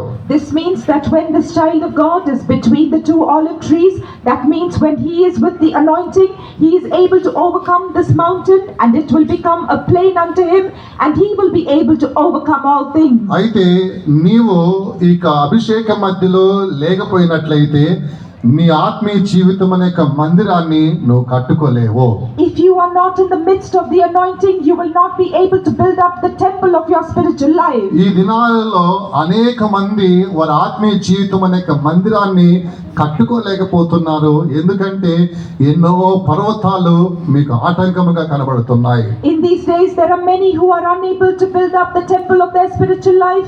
This is because there are many mountains that are causing obstacles unto నీ you. మందిరాన్ని కట్టుకోకుండా ఆటంకపరిచాక పర్వతాలు కూడా నువ్వు కనుగొనలేకపోతున్నావు. You are even unable to understand or realize that there are mountains that are preventing you from అలాగున building a life. సాతాను నీ యొక్క మనసుకు ఒక చీకటిని కలుగజేసి ఉన్నది. Satan has created a darkness in your mind. నీ యొక్క మందిరము అది పడిపోయిన స్థితిలో పాడైపోయిన స్థితిలో కనబడుచున్నది. Your temple is seen in a fallen and spoiled state. అందుకోసమే కనిపెట్టుకోవడానికి నువ్వు రాలేకపోతున్నావు. అందుకొరకే ఆత్మలో నువ్వు నింపబడలేకపోతున్నావు. This is the reason reason that you are unable to come for the tarrying meetings and you are unable to fill in the anointing. సాతాను ఒక గొప్ప గాయాన్ని నీ కలుగు చేస్తే అది గ్రహించుకునే యొక్క మనసు కూడా నీకు లేకుండా పోయి ఉన్నది. Satan is causing a great injury to you, but you are unable to even understand it. ఈ దినాల్లో సంఘము అనేది ఈ రీతిలో కనబడుచున్నది. In these days, this church is seen in such a state. అరికాలు మొదలుకొని తల వరకు వారు గాయపరచబడి ఉన్నారు. From the soles of their feet to the top of their heads, they are injured and wounded. వారి యొక్క ఆత్మీయ జీవితం అనే మందిరము అది కట్టబడకుండా అది పడిపోయి పాడైపోయి ఉన్నది. The temple of their spiritual life is not built up, it is fallen and corrupted. అయితే వారు ఎక్కడ పడిపోయి ఉన్నారు, ఏది ఆటంకముగా ఉన్నదని వారి కంటికి తెలియకుండానట్లుగా వారి కంటికి అపవాది అంధకారం తీసుకుని వచ్చి ఉన్నాడు. ఆ విషయాన్ని కూడా వీళ్ళు గ్రహించుకోలేకపోతున్నారు. Satan has caused their eyes to be blinded so that they cannot understand where they have fallen, and they are unable to understand even this. ప్రియమైన దేవుని బిడ్డలారా, Beloved children of God, ఇలాంటి జీవితాన్ని నువ్వు కొనసాగించినట్లయితే నువ్వు దేవుని రాకల్లో ఎలా ఎత్తబడతావు? if you continue in such a life, how will you be caught up on the Lord? నువ్వు రెండు ఒలివ చెట్ల మధ్యలో నువ్వు అనుదినము కూడా ఎదుగుతూ ఉండాలి. You must grow each day between the two olive trees. అనుదినము కూడా ఆ యొక్క తైలం అనేది పోయబడుతూనే ఉండాలి, నువ్వు వెలిగించబడుతూనే ఉండాలి. అప్పుడే ఈ అభిషేకం ద్వారా ఆ పర్వతములన్నీ కూడా సమభూమిగా మార్చబడతాయి. Each day the anointing should be there in you. You should be enlightened through the oil of that anointing, and all the mountains should become plain. నీవు అభిషేకంతో నింపబడకుండా పరిశుద్ధాత్మ కూటాలకి రాకుండా నిర్లక్ష్యం చేస్తుంటే ఈ పర్వతములన్నీ కూడా నిన్ను కప్పివేస్తాయి. ప్రభు రాకల్లో నిన్ను అవి కొనుక్కోబడడానికి అడ్డుగా కనబడతాయి. But if you are negligent and you do not come to the tarrying meetings, neither are you filling in the anointing, then these mountains will cover you so that you cannot be seen in the Lord's coming. కాబట్టి నీకు ఆ మందిరం కట్టి ముగించాలి అన్నట్లయితే నీవు రెండు ఒలివ చెట్ల మధ్యలో ఉండాలి. అంటే అభిషేకం మధ్యలో ఉంటేనే నీవు పర్వతములన్నీ జయించగలుగుతావు. నీ ఆత్మీయ జీవితం కూడా బాగుంటుంది, వెలుగుగా ఉంటావు. Therefore, if you have to overcome all these mountains and that your spiritual life should be lightened, then you must grow between these two olive trees. దేవుని స్తోత్రం. Praise be to God. ఇప్పుడు సంఘానికి పోల్చి ఈ కార్యాన్ని మాట్లాడుతాను. Now I will speak of this, comparing it to the church. భూమి మీద కూడా ఎన్నో సంఘాలు మనం చూస్తున్నాము. We can see many churches on this earth. వీధికి ఒక్కొక్క సంఘం అన్ని మనం చూస్తున్నాము. We can see that there might be a church to every street. 10 మంది కనబడితే చాలు, ఆ 10 మందిని సమకూర్చుకొని ఏదో ఒక పేరు పెట్టేసి సంఘము అని ఏదో ఒక పేరు పెట్టేసి నడిపిస్తున్నారు. If there are 10 people, it is enough. They call themselves a church and they lead that as a church. దేవుని స్తోత్రం. Praise be to God. ప్రియమైన దేవుని బిడ్డలారా, Beloved children of ఒక God, దీపస్తంభము ఒక దగ్గర ఉన్నది అంటే అది సంఘమని ఆశపడవద్దు, మోసపరచబడవద్దు. if there is a candlestick, do not deceive yourself thinking that it is a church. ఆ యొక్క దీపస్తంభం ఉంది అంటే దానికి ఇరుపక్కల కూడా ఒలివ చెట్లు ఉండాలి. అంటే ఆ సంఘంలో అభిషేకము అనేది ఉండాలి. If there is a candlestick on either side of it, there must be olive trees. That means there must be an anointing in the church. ఆ సంఘములో అందరూ అక్కడున్న దైవజనుడు విశ్వాసులతో సహా అందరూ ఆత్మలో నింపబడే ఒక అనుభవంలో ఆ సంఘం ఉండాలి. The church with its servant of God as well as the believers, they should all have the experience of filling in the anointing. ఆ సంఘములో ప్రవచన వరాలు అనేది కనబడుతూ ఉండాలి. And the gift of prophecy must be seen in the ఈ church. దినాల్లో independent గా ఎన్నో సంఘాలు కనబడుతున్నాయి. In these days, there are many independent churches. వాటికి రెండు దీప స్తంభముల మధ్యలో ఉన్న రెండు ఒలివ చెట్ల మధ్యలో ఉన్న దీప వృక్షానికి వ్యత్యాసము అనేది ఒక క్యాండిల్కును తర్వాత దీనికి ఒక వ్యత్యాసమును మనం చాలా చూస్తూ ఉంటాము. We can see that there is a great difference between just a candle and a candlestick that is between two olive trees. ఇక కొవ్వొత్తిని మనం చూసినప్పుడు అది వెలుగుతుంది, కొంత సమయం వరకే వెలుగుతుంది, తర్వాత అది ఆరిపోతుంది.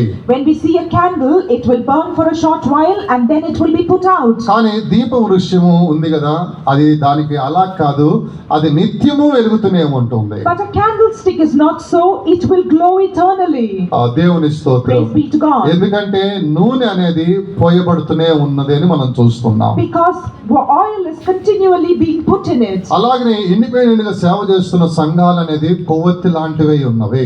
Therefore, these independent churches are like candles. సంఘానికి మనం కట్టబడలేదు, మనము క్రమానికి కట్టబడి ఉన్నాము, దేవునికి మనం కట్టబడి ఉన్నాము. We are not tied to a church, but we are tied to the discipline and order and to God. నీవు ఉన్న ఒక సహవాసము, ఆ యొక్క సంఘము అనేది ఒక క్యాండిల్ వలె కొంతకాలం వెలుగుగా ఉండి తర్వాత ఆరిపోయే స్థితిలో ఆ సంఘం ఉండకూడదు. Your church should not be seen in such a way as a candle that will glow for a short while and then it will be quenched. నేను ఇండిపెండెంట్ సంఘంలో సేవ చేస్తున్న సేవకులకునో లేకపోతే ఆ సంఘాలకి నేను విరోధిని కాదు. I am not opposed to the independent churches nor to the servants of God who are serving వారు there. కొంతకాలం వరకే మహిమగా సంఘాన్ని నడిపిస్తారు. They will be able to lead the church gloriously only for a short while. తరువాత సంఘములు అనేది ధనాపేక్షకు ఆకర్షింపబడి దానికున్న మహిమను పోగొట్టుకునే సంఘాలను ఎన్నో మనం చూస్తూనే ఉన్నాము. We can see many such churches which are finally attracted towards the love of money and they are losing their glory. నీ యొక్క ఆత్మను ఒక పెళ్లి కుమార్తెగా మార్చుతున్న ఆ దైవజనుడు ఎలాంటి వాడు, ఆ సంఘం ఎటువంటిది అని నువ్వు పరిశీలించాలి. అటువంటి జ్ఞానం అనేది నీకు ఉండాలి. You must have the wisdom to examine what kind of servant of God is leading the church, that who is going to cause your soul to become prepared as the bride. కొంతకాలం మహిమగా ఉండి తర్వాత ఆరిపోయే స్థితిలో ఉండే ఆ independent సంఘాలు అనేది అవి సరైనవి కాదు. దాని యందు నువ్వు సంపూర్ణముగా నువ్వు మార్చబడలేవు. క్రీస్తు కలిగిన సంపూర్ణతలోనికి నువ్వు ఎదగజాలవు. The independent churches who are glorious only for a short while and after that they are quenched, they are not right. You cannot grow to perfection in them. ఎందుకంటే అక్కడ ఒకే ఒక ఉపాధ్యాయుడు కనబడుచున్నాడు. Because there is just one teacher there. మీ పిల్లలు కూడా జ్ఞానం విషయంలో సంపూర్ణంగా ఎదగాలి అన్నట్లయితే వారిని ఒక మంచి స్కూల్లో చేర్పిస్తారు. వారికి టీచింగ్ చేయడానికి ఒక 7-8 మంది టీచర్స్ ఉంటారు. వారికి మ్యాథ్స్ కు ఒకడు ఉంటాడు, తెలుగుకు ఒకడు ఉంటాడు, లేదా ఇంగ్లీష్ కు ఒకడు ఉంటాడు, సోషల్ కు ఒకడు ఉంటాడు, సైన్స్ కు ఒకడు ఉంటాడు. వీళ్ళందరూ కూడా 7 కూడా వారికి కావాల్సిన ఆహారాన్ని ఇచ్చి వారిని ఆ వ్యక్తిని ఆ జ్ఞానం విషయంలో సంపూర్ణంగా మారుస్తూ ఉంటారు. For your children also to grow in academic wisdom, you put them in a good school where there is not just one teacher but there are 7 or 8 teachers, one for each subject, and they will cause them to grow unto perfection in each subject. వాడు సంపూర్ణమైన జ్ఞానం పొందుకోవడానికి 7 టీచర్లు వారికి బోధిస్తూ ప్రయాసపడుతున్నారు. There are 7 teachers who are teaching him and striving that they might bring him to perfection. అలాగనే ఆత్మీయ జీవితంలో క్రీస్తును తెలుసుకోవడానికి సంపూర్ణమైన జ్ఞానంలో నువ్వు ఎదగాలన్నట్లయితే ఒక్క యాజకుని వల్ల అది సరికాదు. It is not possible for just one priest to bring you into the perfection of Christ. అందుకోసమే ఎఫెసీ పత్రికలో చూస్తున్నాము, సంఘము అనేది సంపూర్ణమైన స్థితికి, క్రీస్తు కలిగిన సంపూర్ణమైన స్థాయికి ఎదగాలన్నట్లయితే సంఘములో దేవుడు 5 విధములైన ఉద్యోగస్తులను పెట్టాడు. ఒక్కరిని కాదు, 5 విధములైన ఉద్యోగస్తులను పెట్టాడని మనం చదువుతున్నాం. That is why in the book of Ephesians we can read that the Lord appointed 5 types of offices so that the church might be able to be perfected unto the measure of the stature of the fullness of Christ. పరిశుద్ధులు సంపూర్ణులగునట్లు 4వ అధ్యాయము 13వ వచనాన్ని మనం చూసినట్లయితే ఇక 5 విధమైన ఉద్యోగస్తుల గురించి రాయబడి ఉన్నది. In 4th chapter verse 11 in English we can read about these 5 types of offices. ఇక్కడ 5 దేవుడు నియమించాడు. Here the Lord has appointed 5 ఒక people. దీపస్తంభము ఉన్నది అంటే ఆ దీపస్తంభం దగ్గర యాజకులు అనేది సేవ చేసే యాజకులు ఈ 5 ఉండాలి. ఒక్కడు ఉండడానికి అది వీలు కాదు. When there is a candlestick, there must be these 5 types of people to minister unto it. It is not possible with just one. బయట సంఘాలు మనం చూస్తే ఒకే యాజకుడితో నడిపించబడుతున్నది. These churches outside we can see are being led with just one అది priest. కొంతకాలం వరకే మహిమగా ఉంటుంది, తర్వాత అది ఆరిపోయే స్థితిలో ఉంటుంది. It will be glorious only for a short while and after that it will be put out. కానీ 2 దీపస్తంభముల మధ్యలో ఉన్న ఆ యొక్క 2 ఒలివ చెట్ల మధ్యలో ఉన్న దీపస్తంభం మనం చూసినప్పుడు ఇరుపక్కన ఒలివ చెట్టు ఉన్నది, తర్వాత ఇంకొక పక్కన ఒలివ చెట్టు ఉన్నది. దాంట్లో ఉన్న నూనె చేత అది ప్రకాశింపబడుతున్నది. But when we see the candlestick that is between the 2 olive trees, and because of their oil it is always lightened. lightened. ఏ రోజు అది ఆరిపోయే స్థితిలో ఉండదు. It will never be in a state to be quenched. రాత్రి కాలము వెలుగుగా ఉంటుంది, పగటి కాలమున వెలుగుగా ఉంటున్నది. It will be lightened during the night and also during the day. ఏ చాములో మనం చూసినప్పటికైనా అది వెలుగుగానే ఉంటున్నది. No matter what time we look at it, it is always with the నీ light. దేవుడు పగలు వస్తాడు, రాత్రి వస్తాడు, మొదటి జాము వస్తాడు, నాలుగో జాము వస్తాడు, ఎప్పుడు వచ్చినప్పటికైనా ఆ యొక్క దీప స్తంభము అనేది వెలుగుగానే ఉంటుంది.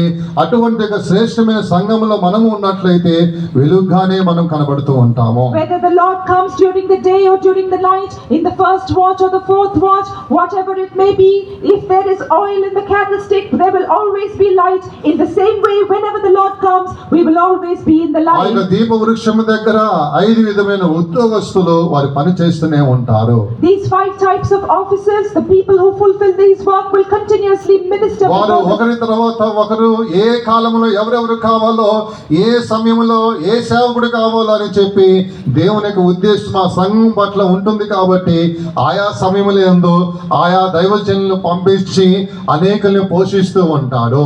Because the purpose of the Lord is being fulfilled in such a church, as the need arises, He will send the right servants of God to fulfill the need. ఎందుకంటే సంఘము క్రీస్తు కలిగిన జ్ఞానములో సంపూర్ణంగా తెలుసుకునే నిమిత్తమై ఏ దైవజనుడు పంపించాలో దేవునికి బాగుగా తెలుసు కాబట్టి ఆ దైవజనుడు పంపించి వారిని జ్ఞానం విషయంలోను పరిపూర్ణత విషయంలోను సంపూర్ణంగా ఎదుగునట్లుగా దేవుడు వారిని వాడుకుంటాడు. Because the Lord knows well what the church requires to bring them into the perfection of knowledge, He will send the right servant of God at that stage and bring them into the perfection. అందుకోసమే సంఘంలో కూడా transfers అనేది ఉంటూ ఉంటాయి. That is why there are transfers in the church. కాబట్టి ఒక సంఘము అనేది అభిషేకం మధ్యతో ఉండాలి, పరిశుద్ధాత్మ దేవుని చేత నడిపించబడుతూ ఉండాలి. That is why the church should be in the midst of the anointing and it should be led by the saints. దేవునికి స్తోత్రం. Praise be to మన God. మిషన్ లో కూడా ఏ చీఫ్ పాస్టర్ మారినప్పటికైనా క్రమం అనేది మారదు, వెలుగు అనేది మారదు, అది అలాగనే కంటిన్యూగా నడుస్తూనే ఉంటుంది. In our church also, even if the chief pastors change, the order will not change, the light will not change. A but it centre will pastors remain. మారినప్పటికైనా అదే క్రమంలో నడుస్తూ ఉంటుంది, అదే మహిమలో నడుస్తూనే ఉంటుంది. Even if the center pastor changes, it will continue in the same order and in the same a light. Brother pastors ఏ సేవకులు మారినా కూడా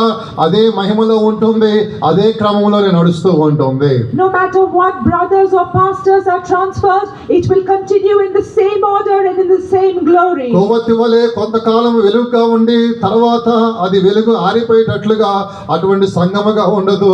ఎవరు మారినప్పటికైనా, ఉద్యోగస్తులు మారుతూ ఉన్నప్పటికైనా అది వెలిగించబడుతూనే ఉంది. ఎందుకోసము అంటే పరిశుద్ధాత్మ దేవుడు ఆ సంఘాన్ని పోషిస్తున్నాడు కాబట్టి ఆ సంఘము క్రమం అలాగనే ఉంటుంది, ఆ సంఘం యొక్క మహిమ అలాగనే ఉంటుంది.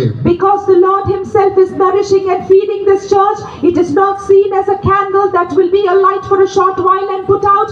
So even if the offices change, it will continue in the same order and మన in the పరుగు same glory. ముగించేంత వరకు మనము అటువంటి యొక్క వెలిగించబడుతున్న యొక్క సహవాసములోనే ఆ దీపస్తంభముతోనే మన ఐక్యత అనేది ఉండాలి. Until our very death, our fellowship should be with such a candlestick that is always enlightened. దేవుని యొక్క నా మహిమ కలుగును గాక. Glory be to the name of the Lord. దేవుని చిత్తమైతే వచ్చే వారములో 6, 7, 8 ఆ యొక్క దర్శనాల గురించి మనం ధ్యానించుదాము. If it is the Lord's will, then we will meditate upon 6, 7 and 8 visions next week. దేవుని స్తోత్రం. Praise be to God. మరొకసారి క్లుప్తంగా ఇక 3 దర్శనాలు ఈ రోజు ధ్యానించి మరొకసారి వివరిస్తాను.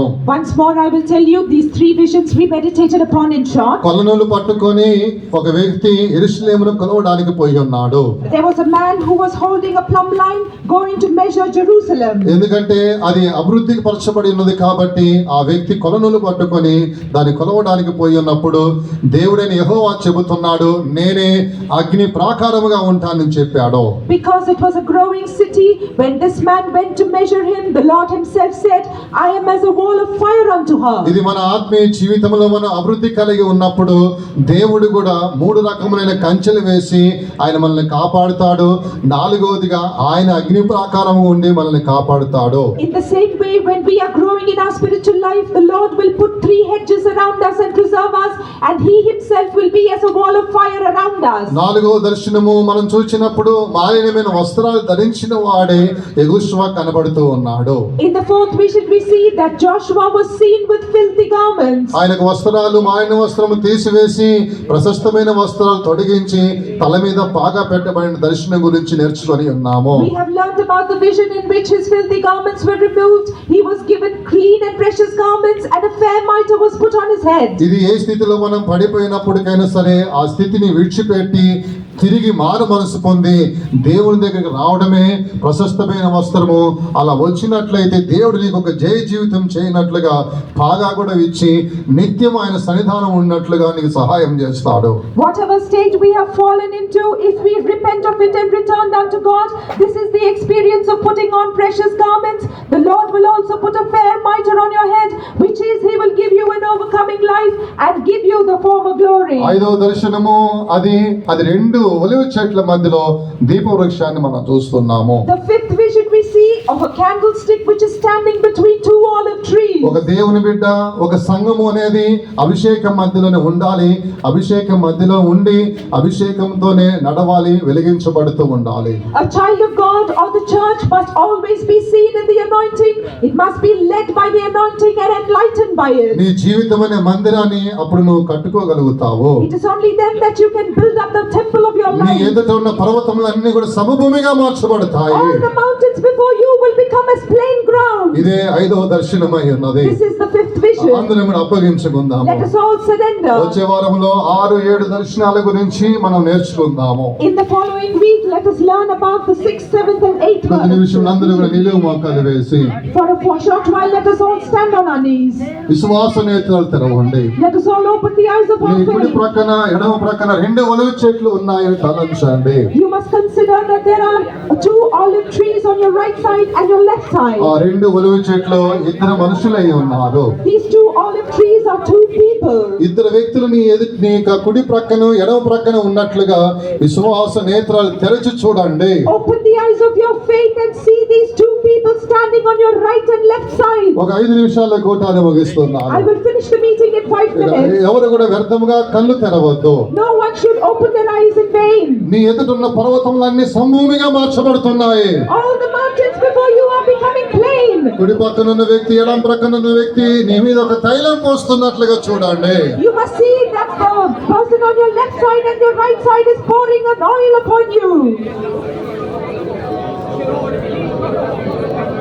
వారు నీ మీద తైలం పోస్తూనే ఉన్నారు. They are continuously pouring oil upon you. అహరోను యొక్క తల మీద తైలం పోయబడినప్పుడు అది చొక్కా యొక్క అంచు భాగం వరకు కాళ్ళ వరకు అది దిగజారినట్లుగా చూస్తూ ఉన్నాము. We see that when a precious ointment was poured upon the head of Aaron, it flowed all over him and to the edges of his garments and to his feet. నీ తల మీద 2 కూడా తైలం పోస్తూ ఉన్నారు. There are 2 people who are pouring oil upon your head. అది నీ చొక్కా యొక్క అంచుల వరకు ఆ యొక్క తైలము దిగజారుచున్నట్లుగా చూడండి. You must see that it is flowing down to the hem of your garment. పర్వతములన్నీ కూడా సమభూమిగా మార్చబడుతున్నాయి. All the mountains are becoming plain ground. ఆ తైలము నీ మీద పోయబడమే దైవ శక్తి అయి ఉన్నది. This oil that is being poured upon you is the power of God. విశ్వసించండి. Believe this. దైవ శక్తి నీ మీద దిగుచున్నదని విశ్వసించండి. Believe that the power of God is descending upon you. వ్యాధి అనే పర్వతము అది సమభూమిగా మార్చబడుతుంది. The mountain that is sickness is becoming plain ground. శత్రువు అనే పర్వతము అది సమభూమిగా మార్చబడుతున్నది. The enemy that was a mountain is becoming plain. మంత్రము అనే పర్వతము అది సమభూమిగా మార్చబడుతుంది.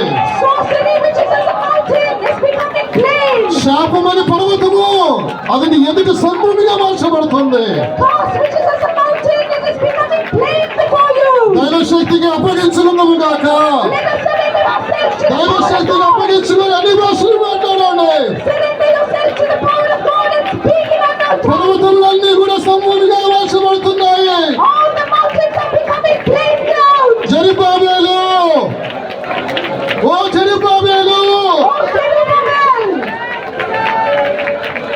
నీ ఎదుట ఈ యొక్క పర్వతము సమభూమిగా మారుతున్నది. Before you, this mountain is becoming plain. ఇది ఆత్మ వలనే జరుగును.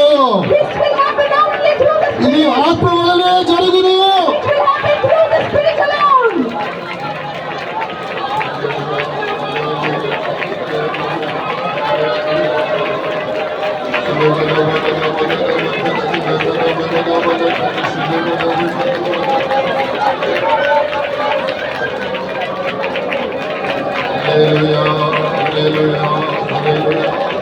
ఎవరి కళ్ళు తెరవద్దు.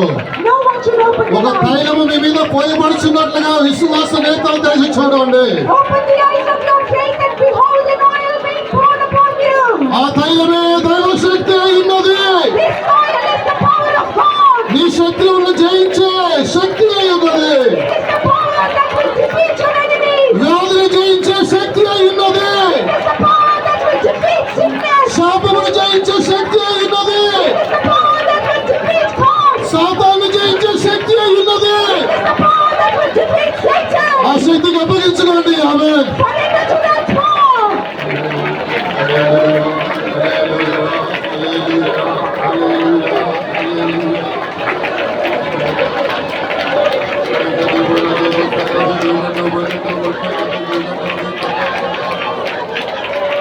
Hallelujah, hallelujah, hallelujah, hallelujah. Hallelujah, hallelujah, hallelujah, hallelujah. ఎంతగా నువ్వు దైవశక్తి చేత నింపబడుతూ ఉన్నావో, As much as you are filled with the power of God, నిన్ను చూస్తే ఈ పర్వతానికి ఎంతగా భయము కలుగును. this mountain will be so much afraid of you when ఆ it looks at you. పర్వతములన్నీ కూడా కరిగిపోతాయి. All those mountains will melt away. దైవశక్తికి అప్పగించుకుందాము గాక. Let us surrender to the power of God.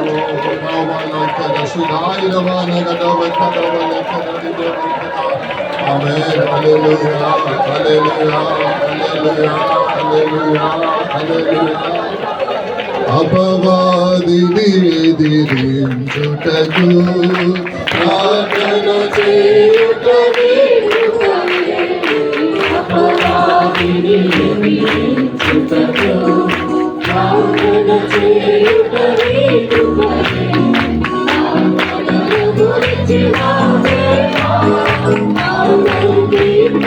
అందరూ ఆత్మ అప్పగించండి. దేవా దైవశక్తి మమ్మల్ని పంపించండి ప్రభువా. అపవాదిని ఎదిరించుటకు అపవాదిని ఎదిరించుటకు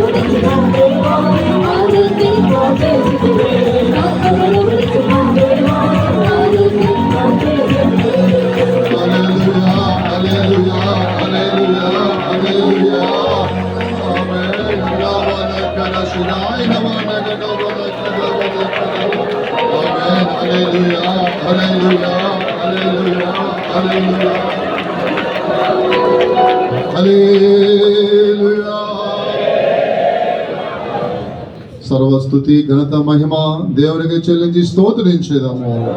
స్తోత్రం స్తోత్రం స్తోత్రం స్తోత్రం స్తోత్రం స్తోత్రం స్తోత్రం. వచ్చిన వారందరినీ దేవుడు దీవించినట్లుగా స్తోత్రించేదాము. స్తోత్రం స్తోత్రం స్తోత్రం స్తోత్రం. ప్రార్థించు. కృపా కనికరం గల మా ప్రియ ప్రభా మీ స్తోత్రం తండ్రి నైనా మరొకసారి మీరు మమ్మల్ని ప్రేమించి తండ్రి నైనా ఈ పరిశుద్ధ పునరుత్థాన కూటంలో మేము నైనా మమ్మల్ని అందరినీ ఏకముగా ఈ విధముగా మీరు కూటి చేర్చినందుకు కొరకే స్తోత్రం మీ సన్నిధిలో ప్రభా ఇంతవరకు మేము నైనా మిమ్మల్ని నైనా స్తుతించుటకు ఆరాధించుటకు ప్రభా మీరు మాకు సహాయం చేసినందుకు కొరకే స్తోత్రం తండ్రి ప్రభా ఆత్మతోనూ సత్యముతోనూ మిమ్మల్ని ఆరాధించుటకు ఇచ్చిన కృప కొరకే స్తోత్రం తండ్రి పరిశుద్ధాత్మ దేవా మీరు మా మధ్యకి దిగి వచ్చి మీ ఆత్మచేత మీరు మమ్మల్ని బలపరిచినందుకు కొరకే స్తోత్రం ప్రభా ఈ యొక్క మధ్యాహ్న కాల సమయంలో కూడా మీ వాక్కుల ద్వారా తండ్రి మీరు మాతో కూడా మాట్లాడి ఉన్నందుకు కొరకే స్తోత్రం మీ వాక్యాల ముందు నన్ను నాయన మమ్మల్ని మేము తగ్గించుకొని సమర్పించుకొంచున్నాం తండ్రి ప్రభా వాక్యానుసారంగా జీవించడానికి కృప దయచేయమని అడుగుచున్నాం స్వామి తండ్రి నాయన ఈ దినములో జకరియా చూసిన ప్రభా ఆ దర్శనముల గురించి ప్రభా మేము తెలుసుకుంటకు నేర్చుకుంటకు ప్రభా మీరు మాకు సహాయం చేస్తున్నందుకు కొరకే స్తోత్రం. అవును తండ్రి కొలనూలు చేత పట్టుకుని ఎరిచిలేమిని కొలుచుచున్న ఒక మనుషుడు స్వామి స్తోత్రం మేము చూచి నా స్వామి స్తోత్రం. అవును తండ్రి స్వామి స్తోత్రం యొక్క పట్టణమునకు ప్రాకారం లేకుండా ఉన్నప్పుడు తండ్రి నైనా మీరు అగ్ని ప్రాకారముగా ఉంటానని స్వామి స్తోత్రం నైనా మీరు సెలవిచ్చి ఉన్నారు తండ్రి స్వామి. మా యొక్క ఆత్మీయ జీవితంలో మేము అభివృద్ధి పొందినప్పుడు స్వామి స్తోత్రం తండ్రి మీరు మాకు తండ్రి ఆత్మీయ జీవితంలో స్వామి మా యొక్క జీవితమునకు నైనా మీరు 3 విధమైన కంచెలు వేసి మీరు మమ్మల్ని కాపాడుచున్నట్టుగా తండ్రి నైనా మీరు మాట్లాడి ఉన్నందుకు కొరకే స్తోత్రం తండ్రి. అవును తండ్రి స్వామి స్తోత్రం మేము కూడా తండ్రి నైనా స్వామి స్తోత్రం మా యొక్క ఆత్మీయ జీవితం అభివృద్ధి పొందుకునే తండ్రి స్వామి మీరు మాకు అగ్ని ప్రకారం గుండి కంచె వేసి కాపాడి నడిపించమని మీ హస్తములో సమర్పించుకొంచున్నాం స్వామి. మీకు స్తోత్రం తండ్రి. యెహోషువ తండ్రి ఏ విధము చేత స్వామి స్తోత్రం తండ్రి తన ఉన్న మలిన వస్త్రములను నేను తొలగించుకుని స్వామి స్తోత్రం నైనా పరిశుద్ధపరచబడి నైనా స్వామి తండ్రి ప్రశస్తమైన వస్త్రములు ధరించి ఉన్నాడు తండ్రి. మా యొక్క జీవితంలో కూడా తండ్రి మేము ఏ స్థితిలో ఉండి పడిపోయినప్పుడు కూడా స్వామి స్తోత్రం మరలా దేవుని యొద్దకు వచ్చి మా జీవితంలో కట్టబడటకును మీరు మాకు సహాయం చేయమని అడుగుతున్నాం. ప్రశస్తమైన తండ్రి వస్త్రముల చేత అలంకరింపబట్టుకును మేము ధరించుటకును మీరు మాకు సహాయం చేసి నడిపించమని అడుగుతున్నాం తండ్రి. మీకు స్తోత్రం నైనా తండ్రి. అంత మాత్రమే కాదు 2 తండ్రి ఒలివ చెట్ల మధ్య స్వామి స్తోత్రము తండ్రి నైనా మేము చూస్తున్నాం అవును స్వామి మా యొక్క జీవితంలో మా యొక్క ఆత్మీయ జీవితంలో కూడా తండ్రి నైనా మేమును కూడా స్వామి స్తోత్రం తండ్రి వెలిగింపబడటకును స్వామి స్తోత్రము తండ్రి నైనా తైలము పోయబడటకును స్వామి అభిషేకం చేతనైనా మేము నింపబడటకును మీరు మాకు సహాయం చేయమని అడుగుచున్నాం. మేము అభిషేకంతో నింపబడినప్పుడు మాలో ఉన్న తండ్రి నైనా పర్వతం వలె ఉన్న ప్రతి కార్యములు సమభూమి వలె మీరు మార్చిద్రని తండ్రి మీరు మాట్లాడి ఉన్నందుకు కొరకే స్తోత్రం తండ్రి. అవును ఆ అభిషేకాన్ని ప్రతి దినము అనుదినము మేము పొందుకుని అభిషేకము స్వామి ప్రతి కార్యములు నైనా తండ్రి స్వామి తొలగించుకుంటారు తండ్రి మీరు సహాయం చేయమని అడుగుచున్నాం. మేము ద్వీప వృక్షముగా మనండి మేము ఉండుటకు ఈ దినములో మీరు మాకు సహాయం చేయమని అడుగుచున్నాం. తీసుకున్న బిడ్డల కొరకే స్తోత్రం. ఒక్కొక్కరు మీరు ఆశీర్వదించినందుకు కొరకే స్తోత్రం తండ్రి. వ్యాధి బలహీనతను వారందరినీ మీరు ముట్టి స్వస్థపరిచి విడిపించినందుకు కొరకే స్తోత్రం. ఈ వారంలో జరిగిన కూటములన్నింటినీ మీరు ఆశీర్వదించు. సండే స్కూల్ సేవ ఏబీసీ మీటింగ్లో మీరు ఆశీర్వదించి దీవించమని అడుగుచున్నాం. ఏ విధించి మమ్మల్ని పరిశుద్ధపరచండి. మీరు అక్కడ కొరకు సిద్ధపరచండి. ఏ సమయంలో ఏ గడిలో మీరు వచ్చినప్పుడు కూడా మిమ్మల్ని ఎదుర్కొనే కృప మీరు మాకు అనుగ్రహించమని తగ్గించుకొని మీ హస్తములో సమర్పిస్తూ యేసుక్రీస్తు నామములో వేడుకొంచున్నాం తండ్రి.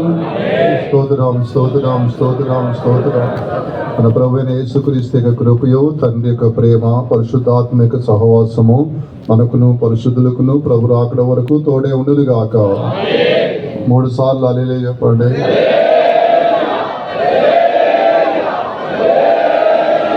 హల్లెలూయా. అందరికీ స్తోత్రం.